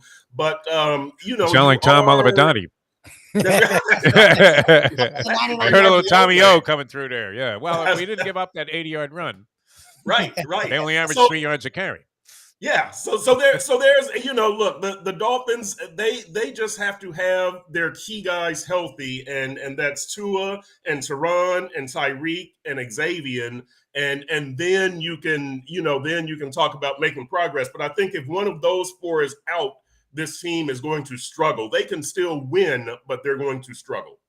Well, and that's the 2 things. What is the status of Armstead? Because we know he'd been banged up most of the year, but was gutting it out. Then he misses last week, and you saw with that man we've heard all year, not only as a blocker, but he's a guy that actually is a leader of the offense, keeps the offensive line in check. You can just see, like, even when he wasn't getting hit, he looked like the guy we had seen the last 2 years where he had that Tannehill syndrome where or Darnold, where he saw ghosts. Like, even when people weren't around, he never got secure. And Armstead it's not a tight end for him. It's Teron Armstead is a security blanket. So what is the word on him? And number 2, what has happened to the defense? Because they weren't bend but don't break. They were overly aggressive to the point where they didn't let you do anything. And the last month and a half, from the Detroit game to the Bears game to even the games they've won, their defense has struggled mightily. And a lot of people wondered about Boyer. Have we sort of figured it out that it was Flores and not Boyer? Because the aggressiveness for this defense has gone down. And I get it. They don't have Byron Jones. I understand. But still, like, you have Phillips, you have Ingram, you bring in Chubb. They should be around the passer. And for a guy who was Mr. Irrelevant, he was very comfortable, Purdy. He looked a little Brady-esque. He did. He just sat there. Yeah. Yeah. How about that? The Purdy Brady comparison. I like that. That's what I thought right away. Here's the next Tom Brady. Let's not waste any time. Hey, how'd the scouts whip on this? Yeah, that's right. But as far as Teron, he's week to week, Lubie. That he had a torn pec in 2018 when he was with New Orleans, and he ended up missing, I believe, 6 weeks and came back for the playoffs. So you keep your fingers crossed on him. Also keeping your fingers crossed for Tua's ankle. He was limping a little bit. He was on the injury report last week with an ankle injury, but I think he's going to be able to play. That's what Mike McDaniel said yesterday. As far as, the defense, look, Byron Jones is a major loss, and you kept losing guys, right? Nick Needham as the nickel and Brandon Jones as the safety, who was your best blitzer and your team's leading tackler. You lose Emmanuel Ogbah, who is not having a good season anyway. You did add Chubb, but it's going to take a little while for the Chubb, Ingram, Jalen Phillips combination to get to a quote unquote dominant point. They've shown progress. I believe this was their 3rd game together last week, and they did show some progress, right? I don't have the sack totals in front of me, but I think Chubb had a sack and Ingram had a sack, and then I believe that Jalen Phillips had a half sack. But anyway, the point is they need to speed up the clock on that defensive line, because if the defense is going to dominate, it's going to start from front to back. Last year, it started from back to front with Byron Jones and Xavier Howard. Now they've got to flip it, and the clock is ticking on that defensive line to start making stuff happen. The great Chris Perkins of the South Florida Sun-Sentinel covers the Dolphins, does it with extraordinary flair and style and deep perspective with this franchise. And that's why you would understand this. I mean, my solution was simple. And feel free to bring this up to either Chris Greer if you get to talk to him or Mike McDaniel. And that is a three-word solution to the offensive line problem, especially with this injury plague that they've been afflicted with. Eddie Earthquake Blake. You think? I mean, if they bring this guy back, there's a shot there. I don't know. You were at that scrimmage when Earthquake Blake, I mean, it was their own team, and he nearly got Marino killed. And I think that's when they moved him to the defensive side of the ball. It was at Lockhart Stadium. They were having like an intra-squad game. And Blake just whiffed on a block completely. And the next thing you know, he was lined up on the defensive side of the ball. This was their second round draft pick. I mean, and he had a great name. And then they didn't realize he only had 1 foot before they drafted him. I don't think they did much of a job on the physical at the combine there. I don't even know if he went to the combine, but I don't know. They're once again, didn't they sign some guy that was like a former number 1 pick? They have a new acquisition. Yeah. So what's? Oh, he was the guy that was like a total bust, right? But wasn't he with the Giants? Was that the guy? No. He was with the Chiefs, and he figured it out. Actually, he became a pretty good offensive lineman. Okay, right. So was that of any significance, Chris?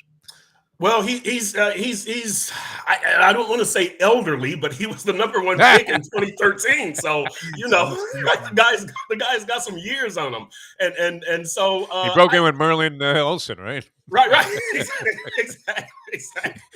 I think he had a bit part in a Little House on the Prairie before Merlin checked out. Very nice reference. Yeah. Very nice. Yeah. So he's it's a small piece to the puzzle. He's not going to come in and I think he's a 3-time Pro Bowl selection, but he's nowhere near that status anymore.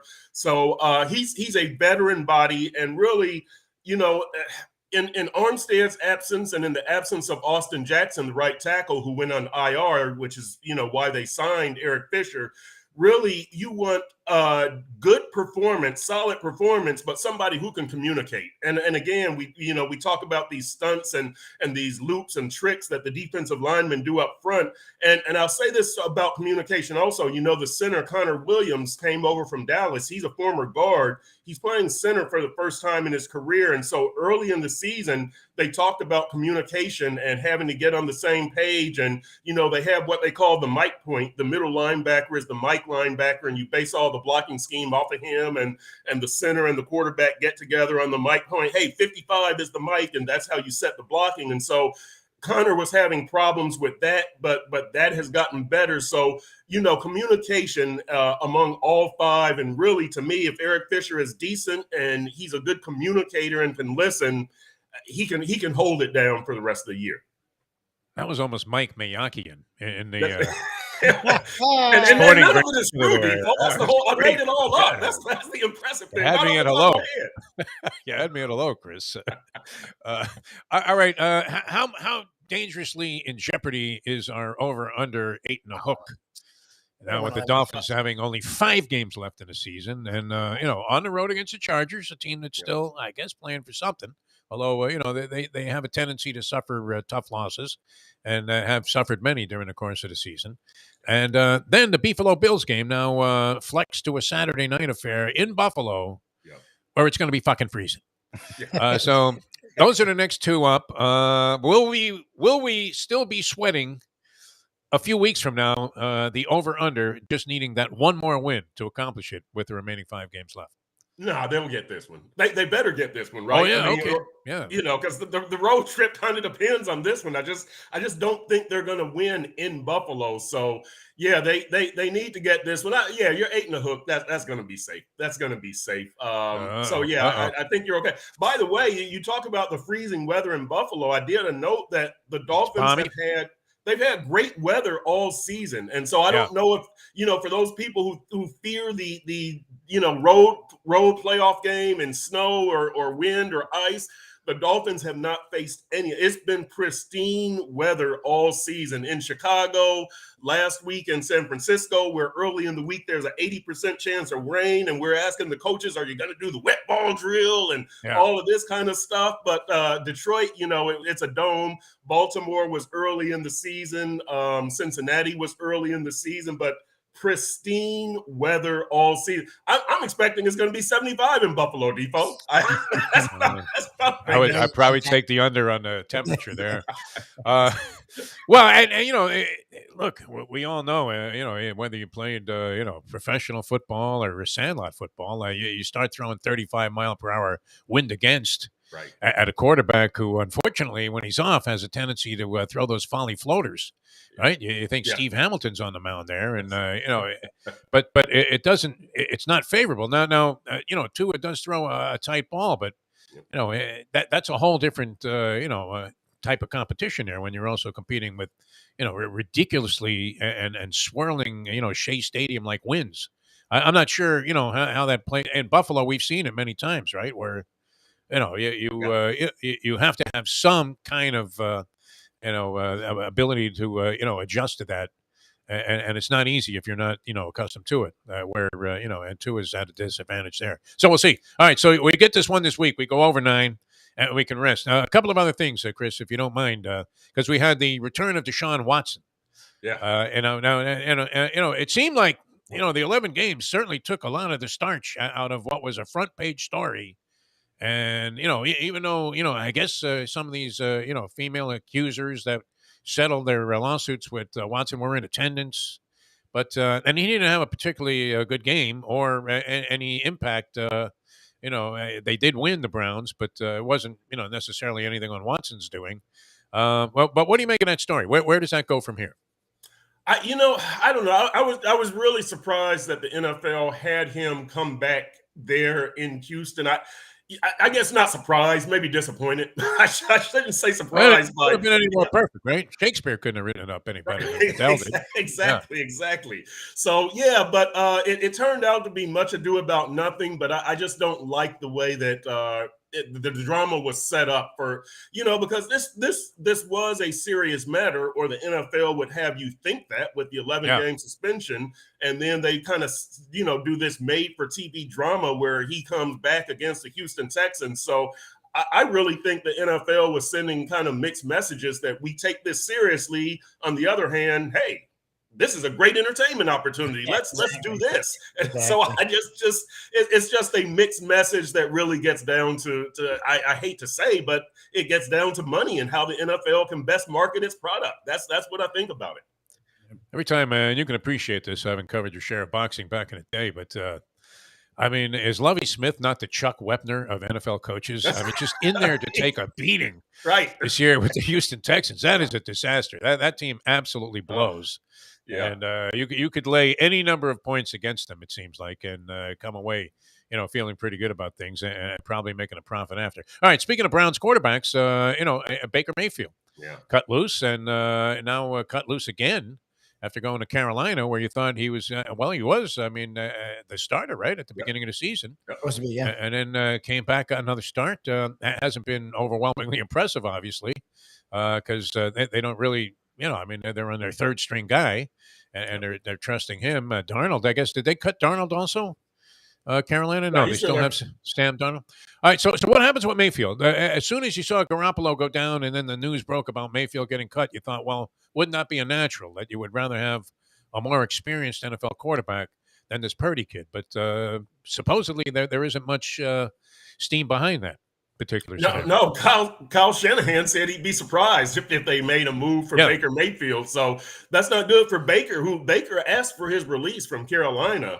And they granted it, and I'm sure that he was thinking, I'll get scooped up by San Francisco, and I'll wave to everybody in the playoffs, and that's not going to happen. So I'm sure that Baker is going to get picked up, but he might end up in Houston or something like that. So you spin the wheel, you take your chances, right? So the dude, we'll see. I have no idea where he's going to end up, but I'm confident he'll get picked up. But it's not going to be by a playoff team, I don't think.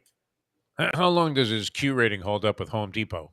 Oh man, if he's just a journeyman vagabond quarterback. I mean, yeah, no better than Bubby Brister. yeah. Does he still have all of these commercials on TV? What do you think? He's Well, endorsing you know what? virtually anything. I used to like those commercials where he was at the Brown Yeah, Stadium, right? He was right. living there. What product was that for? And he's turning off the What lights. wasn't that Home Depot? Yeah, People swore. I think it's Home Depot. I don't remember. might have been Loan Depot. I don't know. It's some depot. Right. Well, that tells you about the commercial, right? The lasting the impact. impression of that commercial is done almost like Baker's career. So yeah. Yeah, I mean, imagine some ad exec in New York right now is jumping out of a building at Rockefeller Center, thinking, "Hey, I hope they put the ice in already, so the surface is even harder because he's got Baker Mayfield signed for 10 years to endorse whatever product that is, and we don't even know that's even worse." Right? Imagine the meeting today when they go, "Hey, Lou, man, nobody even knows what this commercial was, much less this clown that you had as our number one spokesperson." But he was red hot a couple of years ago, and all of a sudden, has fizzled down to nothing. All right, Chris, always a pleasure, my friend. Certainly much to be decided here yet in the NFL season. The Brady comeback last night. I don't know if you caught any of that, but he was playing like shit the entire ball game. And then, what does this say about? Does Dennis Allen find more ways to lose games than any coach in any sport? Is it possible to make that statement? Man, by the way, Dennis Allen, a guy who I covered in high school at LD Bell High School back in Dallas and in the city of Hearst between Dallas and Fort Worth. His dad, Grady Allen, played for the Atlanta Falcons. But yeah, the dude. It's amazing. Look, I had flown back from San Francisco yesterday, and so I'm laying in bed, and I watched the Heat loss, and I'm laying in bed watching the end of this game, and I see Lubie punted with like 7 minutes left, and the crowd is booing, and then I saw the first touchdown with like 3 minutes left, and I'm thinking, but the Saints will just run out the clock, and I drift off to sleep, and I wake up this morning and lost. Brady you could see that coming. Yeah, poor Dennis Allen. Poor Dennis Allen, man. He's going the way of Lovie Smith, right? The just gonna the frustrating losses. Incredible. Well, and still, does he hold the record? Is he the only guy ever to be left in a foreign country by a team in the while a season was underway? Where they didn't even fly him back from London from that game when he was coaching the Raiders. That was kind of interesting. But Todd Bowles. I mean, Brady was ready to strangle Bowles on the sideline. Yeah, and you could see the scenario because you're thinking if he does punt this ball away, what a fool! I mean, I know they're at the 25-yard line, and I'm a believer in this, and I'm sure a lot of people are also that the final play of the game doesn't have to be the deciding play. It could be decided in a lot of different points, and I thought there was at least a 50-50 decision there. But I would have been leaning towards, like Brady was, staying on the field, figuring, okay, if we don't make this 4th and 10, we're going to lose the game anyway. Right. So, and look, which they should have, because didn't Ingram runs out of bounds and Taysom Hill drops the third down, which Taysom took a huge hit. But they should at least a couple of times. They should have ended that game. Oh my God! It looked like they were going to put a lid on it. Now, the only thing that was good about it was I was getting 3 points, so I was alive. And I guess I don't know why I'm rooting against Brady this year because Lubie and I had pronounced him dead on arrival 7 or 8 years ago. Right. We thought he was finished. Absolutely Kaputski. He was starting to, show a tendency for bozo plays. But and he has not. The 2 times I've watched him extensively this year, I guess we're in featured games where he made that comeback against the Rams after playing like garbage the whole game, and then he was giving this game to the Saints who can't get out of their own way on offense. And look, they got Andy Dalton. I don't even know that. He still had a right arm, this guy. Exactly. Sure, you're compromised there on the offensive side, but wow, to lose that ball game was just a disaster. And then 2 times I've seen Brady, he's made these miraculous, his 2 greatest comebacks of all time. As I guess he tied Peyton Manning for the most comeback victories from trailing in the 4th quarter and overtime. So and you know what? That like a few weeks ago, people were saying, but the Tampa's not playing well, but they're still leading the division, and you don't want to play Brady in the playoffs. And I was like, whatever. And there it goes. Last night, you probably don't want to see this guy in the playoffs. Not if you're going to let him dink and dunk the ball down the field. and then commit a pass interference on this guy was wide open, Evans. Right. So he probably would have caught the touchdown pass if the guy doesn't grab him. But still, I mean that was a key thing. And what seemed to be the game-winning touchdown pass gets wiped out for a hole, and Brady says, "All right, I'll do it again." I mean, that right tackle there on Tampa Bay, my God, he's had like 35 holding calls so far this year. They were on him, though. I mean, I don't even know if either of those two calls that he was flagged for were anywhere close to legit. Maybe the second one, he sort of had his arm around the guy, but the first one, when they wiped out the touchdown pass, that was like nothing. And you're thinking, how did the guy must just have the reputation, and the flag is being thrown routinely. You talk about profiling, my God. I mean, that was some serious ugliness. All right, Chris, we love you, man. So you're going to be back on the road to L.A. now? I mean, no. Dave Hyde is going. We split these trips. David Ferrona is staying out there, so he's out in L.A. now, and me and Hyde are doing the tag team, baby. It's the old Sun-Sentinel death match. We tag out, baby. So yeah, Hyde is going in the cage next.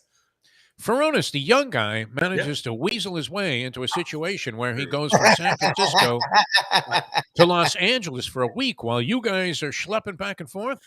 We were asleep at the wheel, Defo. The young guy got us, man. That's all I can say. All right. And you're saying you're almost guaranteeing a victory here against the Chargers.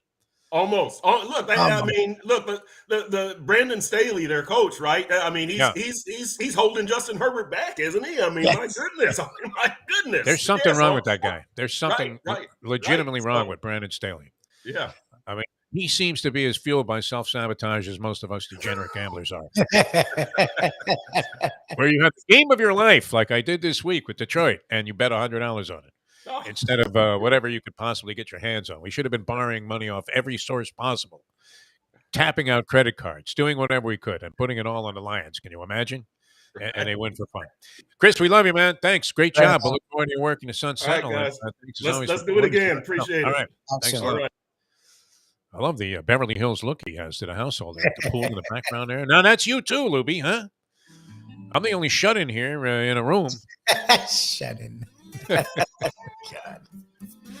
Well, the beach is across the street. That's kind of a nice aspect of things. But all right, we're coming back with more. Lots more to talk about. Not many fat guys in soccer. No. Not many fat guys. No. See, if you do that much feudal running, you would be in good shape. Yes. Would you say? Feudal running.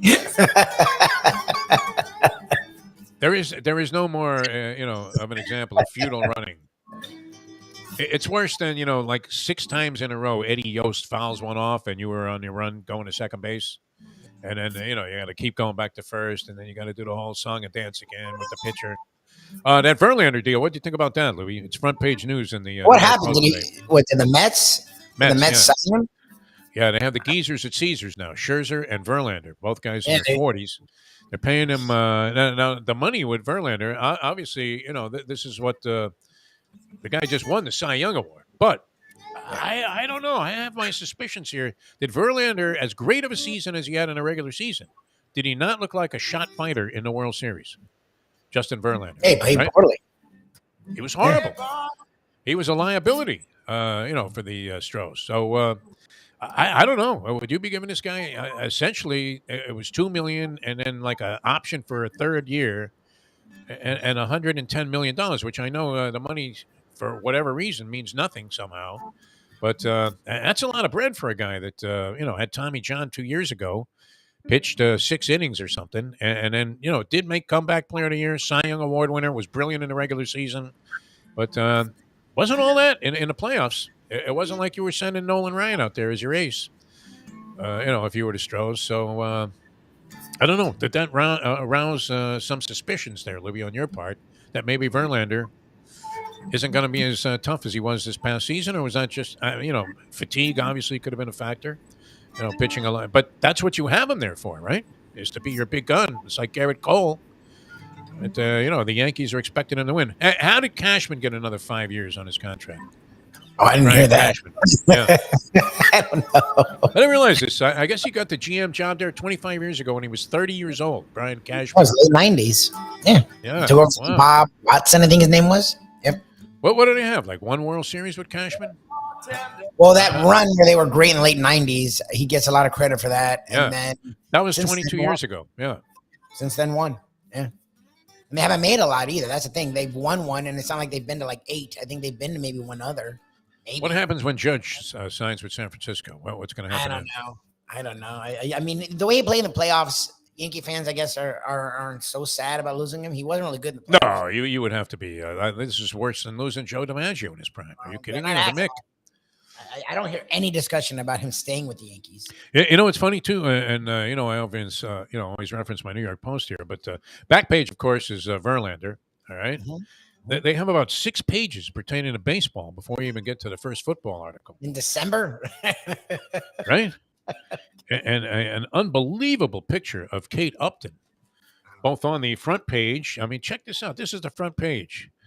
This is a sports section here, right? That's Kate Upton there on the.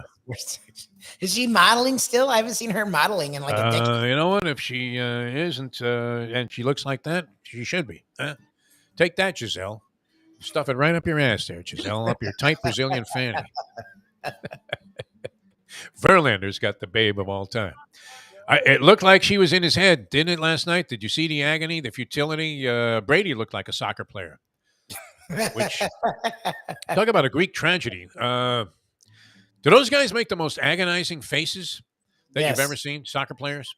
100%. They're always in total state of exasperation. Yes. Almost always, even when they score. They go out of, I know they do go out of their minds when they score, but it's like a constant state of exasperation watching this game. Will there be any interest remaining in the World Cup now that the U.S. is out? And did it come as any surprise they got cremated by the Netherlands with the wooden shoes? What do you think? I don't know about the wooden shoes, but Netherlands is legit. They're a world power, so I expected a loss there. I didn't think they'd go down 3-1, but I expected a loss there. I get that. I mean, the interest. I forgot it was still going on. I'm not gonna lie. Like I wasn't watching it a lot, but I was keeping an eye on U.S. And then once they lost, and I saw scores yesterday, I'm like, oh, it's still going on. Oh, that's cool. All right, we promised not to question, Mario Cristobal and what he was doing at the University of Miami, as we'll get into a little bit of college football in the next segment here. Because it's all set up, and I have all of the bowl games here. They begin, December 16th? Oh, cool. Sweet. A complete list of bowl games here, including point spreads, which, how many are there? Like 45? Yeah, like 40 or 50. Are there 60? It takes up a half a page of, or like a quarter page of agate type to get all of the bowl games in there, which culminated, of course, with the college playoff championship. So we'll get into that a little bit in the next segment of the show. Jimmy Johnson's Big Chill will be a great place. We better get down there soon, Lubie. A great place, taking all of this college football activity, and it's a great place to spend the holidays. A tremendous vacation destination. You can find accommodations there. JimmyJohnson'sBigChill.com for that. Or just a tremendous idea if you're looking for a place to stop, either coming or going, on the way in, on the way out of the Keys, or both. It'll be Jimmy Johnson's Big Chill. Great food and drink, a lot of innovative stuff there, a lot of stuff you won't find anywhere else in the Keys. But, of course, you will find the freshest of seafood. I think Jimmy goes down to the dock himself and purchases the fish. If he doesn't catch him himself, right? An accomplished fisherman, Jimmy Johnson, could be on the American Sportsman, getting drunk there with Bing Crosby and Phil Harris. Jimmy would have been a hoot on that show, no? Catching trout there, some little Montana stream, fly fishing. But anyway, it's just a fun place to relax and expand your mind and your horizons, especially when it comes to culinary ideas. We're dying to bring Mike Mayo down there to Gambling Gourmet because I think he'll really love it, you know? He'll make a face originally like, man, what does Jimmy know about food? And then he doesn't realize it. He's got Dominic and Jimmy there at the controls, coming up with all kinds of innovative stuff, including that Italian fisherman pizza, which I would recommend 1,000% if you're stopping there. I mean, think about it. You could have the usual greasy conch fritters there at Alabama Jack's, or you could just skip that stop for a change there and take the cholesterol out of your system there. Don't clog your arteries. Come get some fresh seafood and/or one of those. Italian fisherman pizzas. It's something that you can't find anywhere else. Have you ever seen one anywhere else, Lubie? Something that approximates the Italian fisherman pizza. Oh, no. Big Chill. No, they would be chintz. That's the thing is they put really good seafood on it and they give you a lot of it. There's nowhere. I couldn't believe it. Yeah. It looked like one of those stacks that you get, where you get the lobsters and the stolid crabs and everything. Amazing. Absolutely great. Jimmy Johnson's Big Chill is located at mile marker 104 on the overseas highway. It's the first thing you come to after you get over that little stretch there. Remember that used to be Jewfish Creek? Yes. And I don't know if it still is. I don't know if the B'nai B'rith, whoever was that protested it, not only had them change the name of the bridge, but of the fish. Because the Jewfish is actually the Goliath grouper.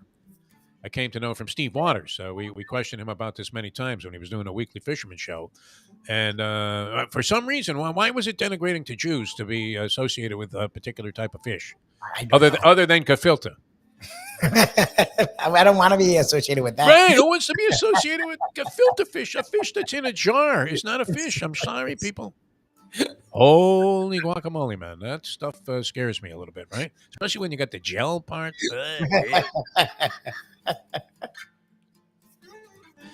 But yeah, I mean, right after you pop over that little section there, which used to have Jewfish Creek, but now has like some generic Fish Creek, you'll see Jimmy Johnson's Big Chill there. It's on the right-hand side if you're heading south. Obviously, if you're heading north, you could go to the Mutineer, which Lubie and I experienced a couple of times there when we were doing that race in Homestead, and questionable. But Jimmy Johnson's Big Chill is a great place to go. You'll love it. Mile marker 104, the overseas highway in the beautiful city of Key Largo, which would be a nice spot to hang out today. I think it's going to be a nice, bright, sunny day, Lubie. Is that close? I see the sun shining in so pretty. far. Oh, yeah, beautiful. It's beautiful.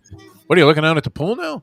Through some I look out. I do have a window here in my some French doors that you installed as soon as you moved in. Very nice, Lubie. How updated was this house, or was it a wreck? It wasn't a wreck. It was in one piece. It was just like built in the late 80s, and the guy had done some work but didn't do work to the kitchen or the bathrooms. So we've done that, and now I'm working on the floor. That's why it's like a hollow sound in here, because there's no flooring. Me and my buddy started it, and then I went away. So hopefully this week we can finish it up. But we're getting there. All right. We'll come back. We'll try to help. I don't know. I mean, are we going to bury people with our opinions on the 100%. college football playoff? I think we'll be right about Hawaii Bowl, because you're not like when you get a Hawaii Bowl. I'm saying Middle Tennessee State is totally unprepared for what they're going to deal with. You were just there. Are they ready for this? These hillbillies from Middle Tennessee State. Well, it's not even like Tennessee. It's Middle Tennessee. Like they don't play. It's Murfreesboro, Tennessee, which is a shithole. I mean, it's an afterthought on a highway sign. It would be like coming through Yeehaw Junction and going, should we stop there? And the answer is flat out, no, there's no reason, man. Even if you're dropping a kid off at college, you drop him off at the rest stop on the highway. You don't bother, venturing into Murfreesboro. They're going to be exposed to what you just saw for the first time, which I would have to think was fairly lavish there, Lubie. It's amazing. It is beautiful. It is, and it's a flight too. That's the other thing. From San Diego, it's like 3-4 hours. From Northern California, I talked to someone. It's 5 hours. So from San Diego, it's got to be like 3 hours. 3-hour flight from San Diego. And I don't even want to know what their flight is from 10. Like you're gonna do the same nonsense we did. So it's like they're flying 5 hours and change to San Diego, and then probably have to fuel up or something, and then go to Hawaii. I guess can you get a direct flight? Yeah, if you charter in a flight. Maybe. I don't know. Stopping in San Diego, so it's still you're looking at 8 hours and change. It's a long ass flight. I'm telling you right now. And in a week in this sunshine, frolicking with a pineapple on their head. Hillbillies, Middle Tennessee State. I mean, they had their signature win this year. They beat the Hurricanes, for God's sake. Beat them badly. You think they're going to be up for San Diego State? A team that cleverly has been waiting in the wings there in San Diego. Very much accustomed to this sort of vibe, huh? There isn't a more relaxed place in the world than San Diego, California. Not a more relaxed place in the world. It's absolutely. You feel like you're in some kind of Zen zone the entire time that you're there. Even if you don't care about healthy eating, you're eating healthy while you're in San Diego, California. You're looking at women in their 80s that are surfing, carrying a board on their head there. They're used to it. There you go. There's your angle there. How many points are we going to have to lay here with San Diego State? That's a problem. Not many. 5 and a hook. I don't know. It seems like an easy one to me. We'll talk to Professor Friday about it, but it feels like a slam dunk. That's my bowl game of the month, right? This Hawaii Bowl, San Diego State to bury Middle Tennessee State and win the game in a rout by 35 points, laying 5 and a hook. Get in early because that line's going to go up just based on this show alone. All right, we'll come back and we'll get into this college football playoff scenario and the fact that Nick is bitching. Love it. About the fact that he was, the election was stolen. Unbelievable. Right? Impaled to a cactus in Arizona. There was Nick Saban saying, "Oh, look, they don't know how to count the votes here." It's like Arizona. It's always Arizona, right? First place they point. It's Carrie Lake. She's, face down in the middle of a lake somewhere. Find one. A lot of cactus out there in Arizona, man, and it's fucking hot. All right, back with more in a moment. Now that. The time. Hot all the time. It's 8:44.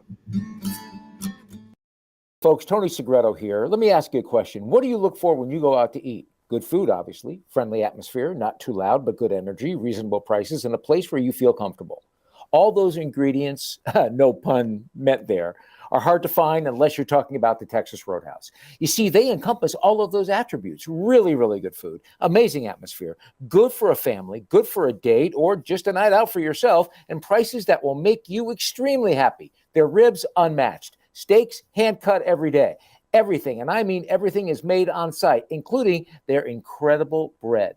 It's the one day, folks, that you can forget about low-carb diets. Trust me when I tell you, Texas Roadhouse, your restaurant, your destination when you say, where should we go and eat tonight? From the newly renovated sports bar to the beautiful bayside views captured at the Tiki Bar, Jimmy Johnson's Big Chill has it all. Located at mile marker 104, the Big Chill also offers waterfront dining while experiencing breathtaking sunset views of the Florida Keys. It's simply the hottest spot in the Keys to cool off. That's Jimmy Johnson's Big Chill at mile marker 104 in Key Largo. For more information, call today at 305-453-9066. Recently, we realized it's not just hurricane season that can hurt us. Any time of year, things can happen to your home or business. And the insurance company can be your friend, but they also can be your enemy. Horizon Public Adjusters, Justina Testa, are here for you to help this process go so much easier. Before you call the insurance company, call Horizon Public Adjusters and Justina Testa at 954-809-8752. Would you go into court without an attorney? So why would you go up against an insurance company without Horizon Public Adjusters and Justina Testa? 7 to 10 times more money recovered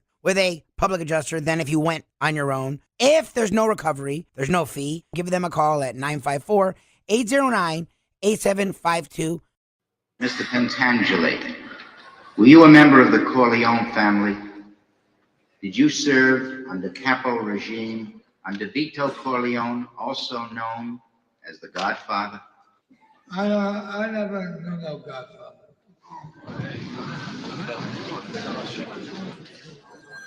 Mr. Pentangeli, you are contradicting a sworn statement you previously made to me and signed.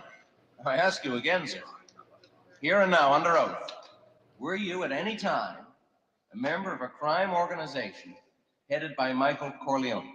I don't know nothing about that.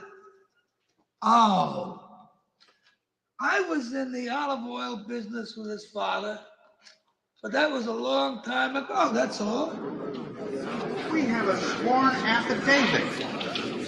We have it. Your sworn affidavit that you murdered on the orders of Michael Corleone. Do you deny this confession? Look, the FBI guys, they promised me a deal. So I made up a lot of stuff about Michael Corleone, because that's what they wanted. But it was all lies. Everything. And I kept saying, Michael Corleone did this, and Michael Corleone did that. So I said, yeah, sure. It's now time for the Defo Show. All right, welcome back to the show. Having a good time on our return here. Lubie's back from Hawaii. Jeff DeForest with you on South Florida Live. And later on today, 12 o'clock, the return of the Mike Mayo Lunchbox Show, which we're looking very much forward to. I had a topic for him. He's probably not going to want to discuss this. Okay. Because, I don't know that he embraces my ideas that much when it comes to the food show. I mean, I'm hoping he doesn't mind me being on the show at this stage, but we do try to ride him a little bit, keep him on track. And I think, it is an amazing show in that, as we've said a few times now, the one thing I thought would be the most grotesque turnoff about the program would be Mike shoveling food in his face on the show. and it's the thing people gravitate towards the most. Yes, the number They can't wait skyrocket. for him to just raid a buffet, man. It's incredible. All right, but that shows you what I know about show business after being in this game for like 50 years. Anyway, so I had this conversation in my own head, and that is jarred spaghetti sauce. All right. Okay. Which I think there are a lot of really good ones out there. Now, the original was ragu, and it was like a breakthrough that you could buy the spaghetti sauce in a jar. And to tell you the truth, I was a fan of ragu spaghetti sauce. I don't know about you, but I don't know that I ever thought, wow, this stuff sucks. Right. And when you were really poor, which I was at one time coming out of college here, because, I made a few mistakes trying to find my way into the field. I remember getting a jar of ragu spaghetti sauce and dipping some kind of, Italian bread in there. Right. And it was like, wow. I mean, you may as well have been at Rayo's in New York or Monterano, in the heyday. But there are a zillion brands now of jarred spaghetti sauce. So is there one that you would say, okay, I always get this? I mean, and you have any number of brands that, claim to be authentically from Italy, and maybe they are. I'm assuming these are all legit. Who regulates that stuff, by the way? Like claims that, they have only the finest of virgin olive oil. Is there really anybody, like does the Food and Drug Administration actually try to make companies back up their claims on labels, or is it just like a whole MAGA thing all over again? Where, yeah, this is the finest, of course. I think they make sure it's safe. I don't know if they're like, I don't know if they are San Marzano. Like, I don't know if they're all right. So I mean, I ended up picking like a mid-range price thing, and it actually was pretty good. I don't know if it was just because I was ready to eat like at the time there. I finished off my little tennis match there with Dr. Jerry, and it was schwitzing. I figured, okay, this would be good. And I'd have to say it was very tasty. It was really good. But is there a brand that you gravitate towards? And would you spend like, is it worth spending like $11 a jar when you could buy like the store brand for $3? What do you think?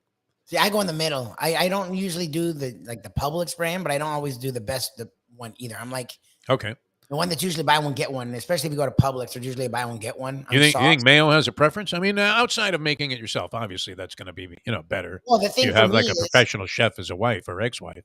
Even then, I still doctor it up though. Like you got it, and you don't like. I add spices, I add salt, pepper. I didn't add anything to it. Parmesan cheese, man. I threw on it. Yeah, that was it. A massive amount of Parmesan cheese I go for. Like I take the whole thing and dump it into like a small portion of. In this case, it was some kind of shells that I had boiled up over the weekend. Anyway, I don't know if he wants to talk about that, but I'd be curious to get his opinion. Or would you consider it a disgrace that you even, look, it's convenient, is it not? You don't necessarily always want to go through the whole process of making a whole big. I don't ever do it. To be honest with you, it's always a base for me. I never, even when I do that, I'll add tomatoes, I'll add puree. Yeah. I still have that as a base. Like I've never. I think there are good ones though on the market. No, I mean, I think there are a lot of very good ones. Paul Newman has a line there that. Newman's not horrible. The Newman one's actually pretty decent. A couple of Italian, numbers there, are good. Rayo's, is competing. Monterano has a line of sauce. I'm surprised Footy isn't in the. Exactly. John Cross. He was in the hot sauce game. I don't know if he was ever in the spaghetti sauce game, but I don't know. Maybe we'll bring that up. All right. So what do you think about these matchups here, Lubie? I have another game that I think we can hit on, and that is going to be the Duke's Mayo Bowl. The Duke's Mayo Bowl. Speaking of Mayo, should we not have some insight into that? It's got Mayo's name in it, and he's not a fan of Duke's Mayo, though. He's a Hellman's guy. I mean, old school from New York. He talks about me not being willing to change my ways. But the Duke's Mayo Bowl, we should have some insight into that. That's going to feature Maryland to his brother and NC State. Maryland laying a small margin of points there, 1.5, 1.5, 1.5. And then later on, okay, so let's get into this. The Fiesta Bowl, Michigan and TCU. Most people feel that Michigan will beat TCU in this game, including the odds makers, who have installed Michigan as an 8.5 point favorite. Now, the professor's been cashing all year on an underrated TCU team. TCU keeps their spot in the college football playoff, and I believe rightfully so, over Nick Saban and the Alabama Crimson Tide, because they were undefeated going into this game, and they did take it into overtime before losing to Kansas State, also a quality team.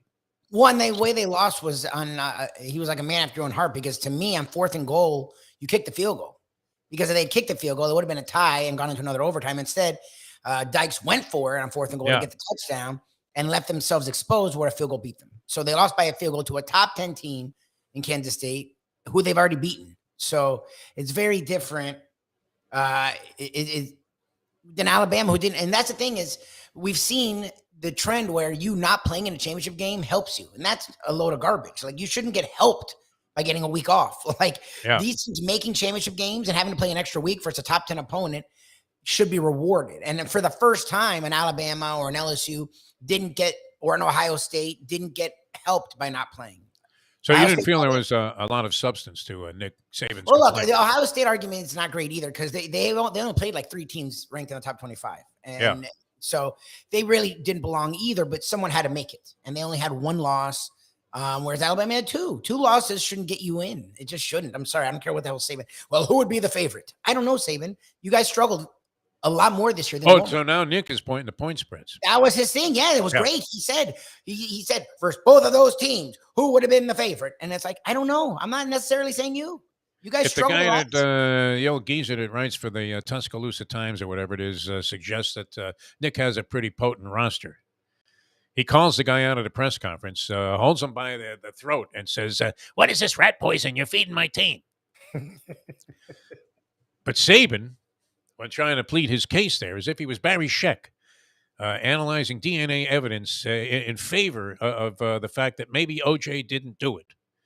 Here's a guy that was the ultimate in integrity when it came to this sort of scientific evidence, and a pioneer in getting many people that were, unfortunately, wrongfully convicted of crimes that they didn't commit, right? But in a twisted way, he had to go the other way, when he was part of the dream team. And so all of a sudden, Scheck is telling Mr. Fung he's an asshole. Yeah, exactly. It wasn't Scheck that did that cross-examination, but we don't have time to really start splitting hairs on that.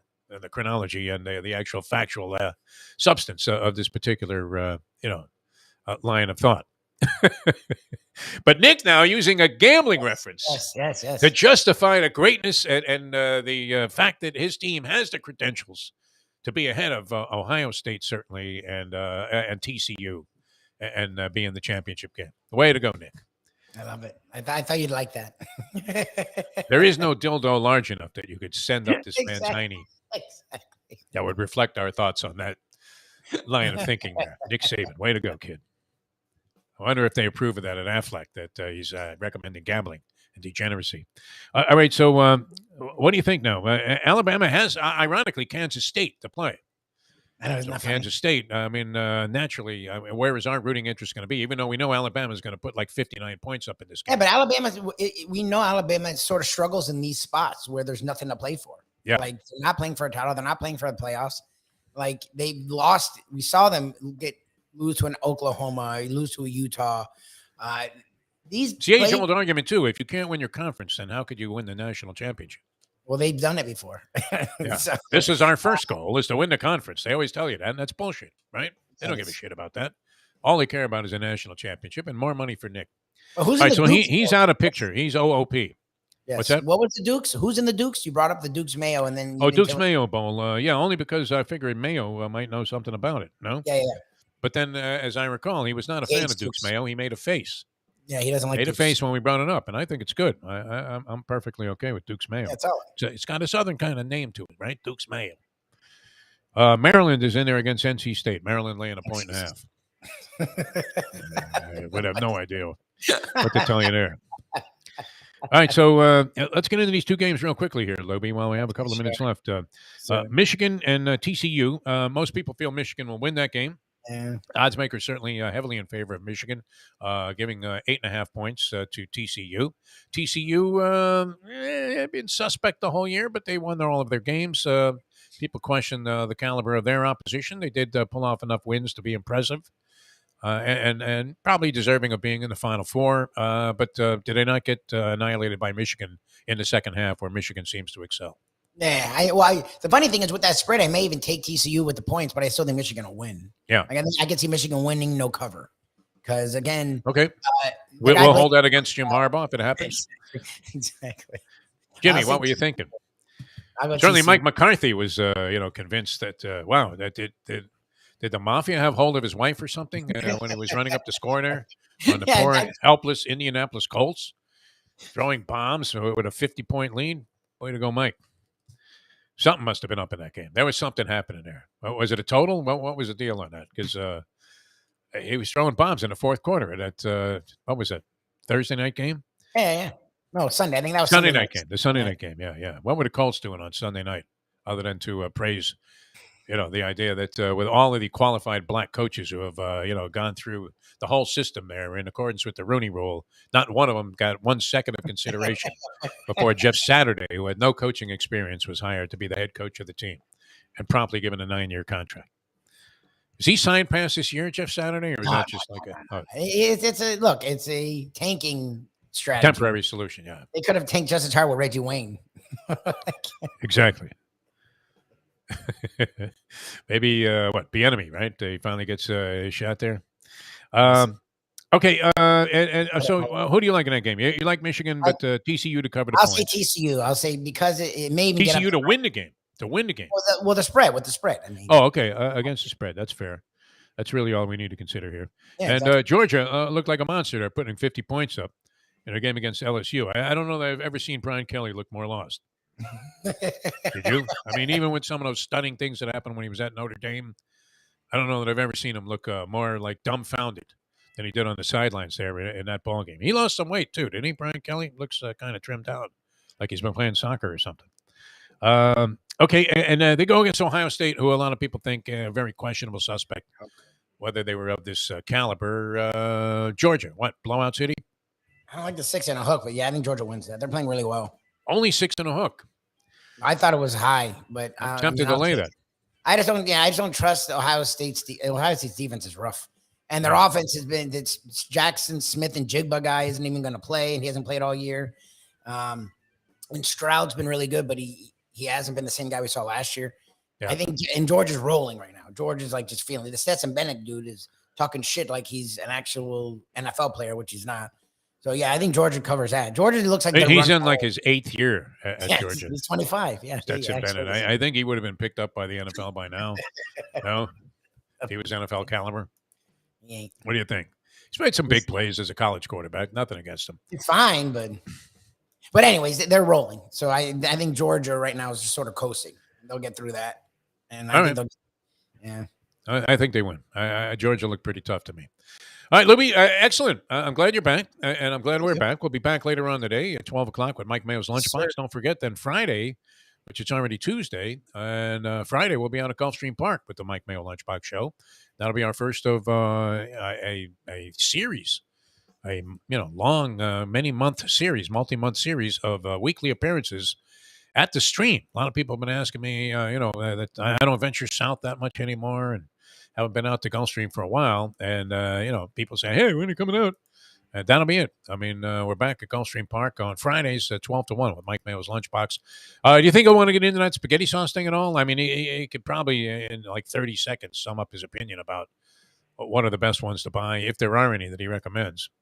But what do you think? The Publix generic brand didn't appeal to me at all at $2.99 a jar. No.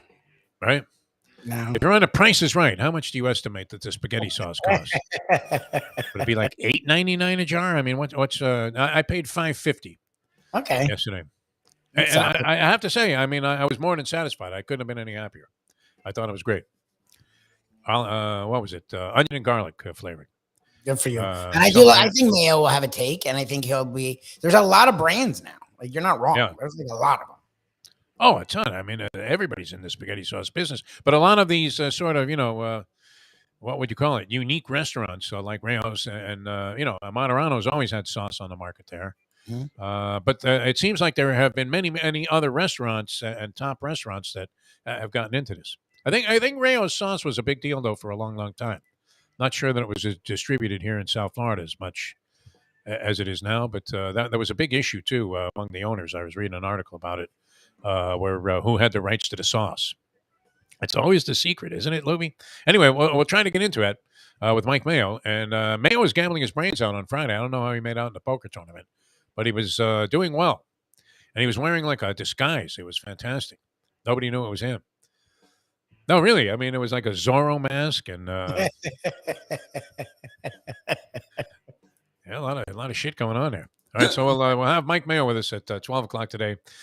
Thanks for tuning in, everybody. Thanks for all the comments on the chat line. We'll see you tomorrow on this show at 7 in the a.m. as we leave you now that.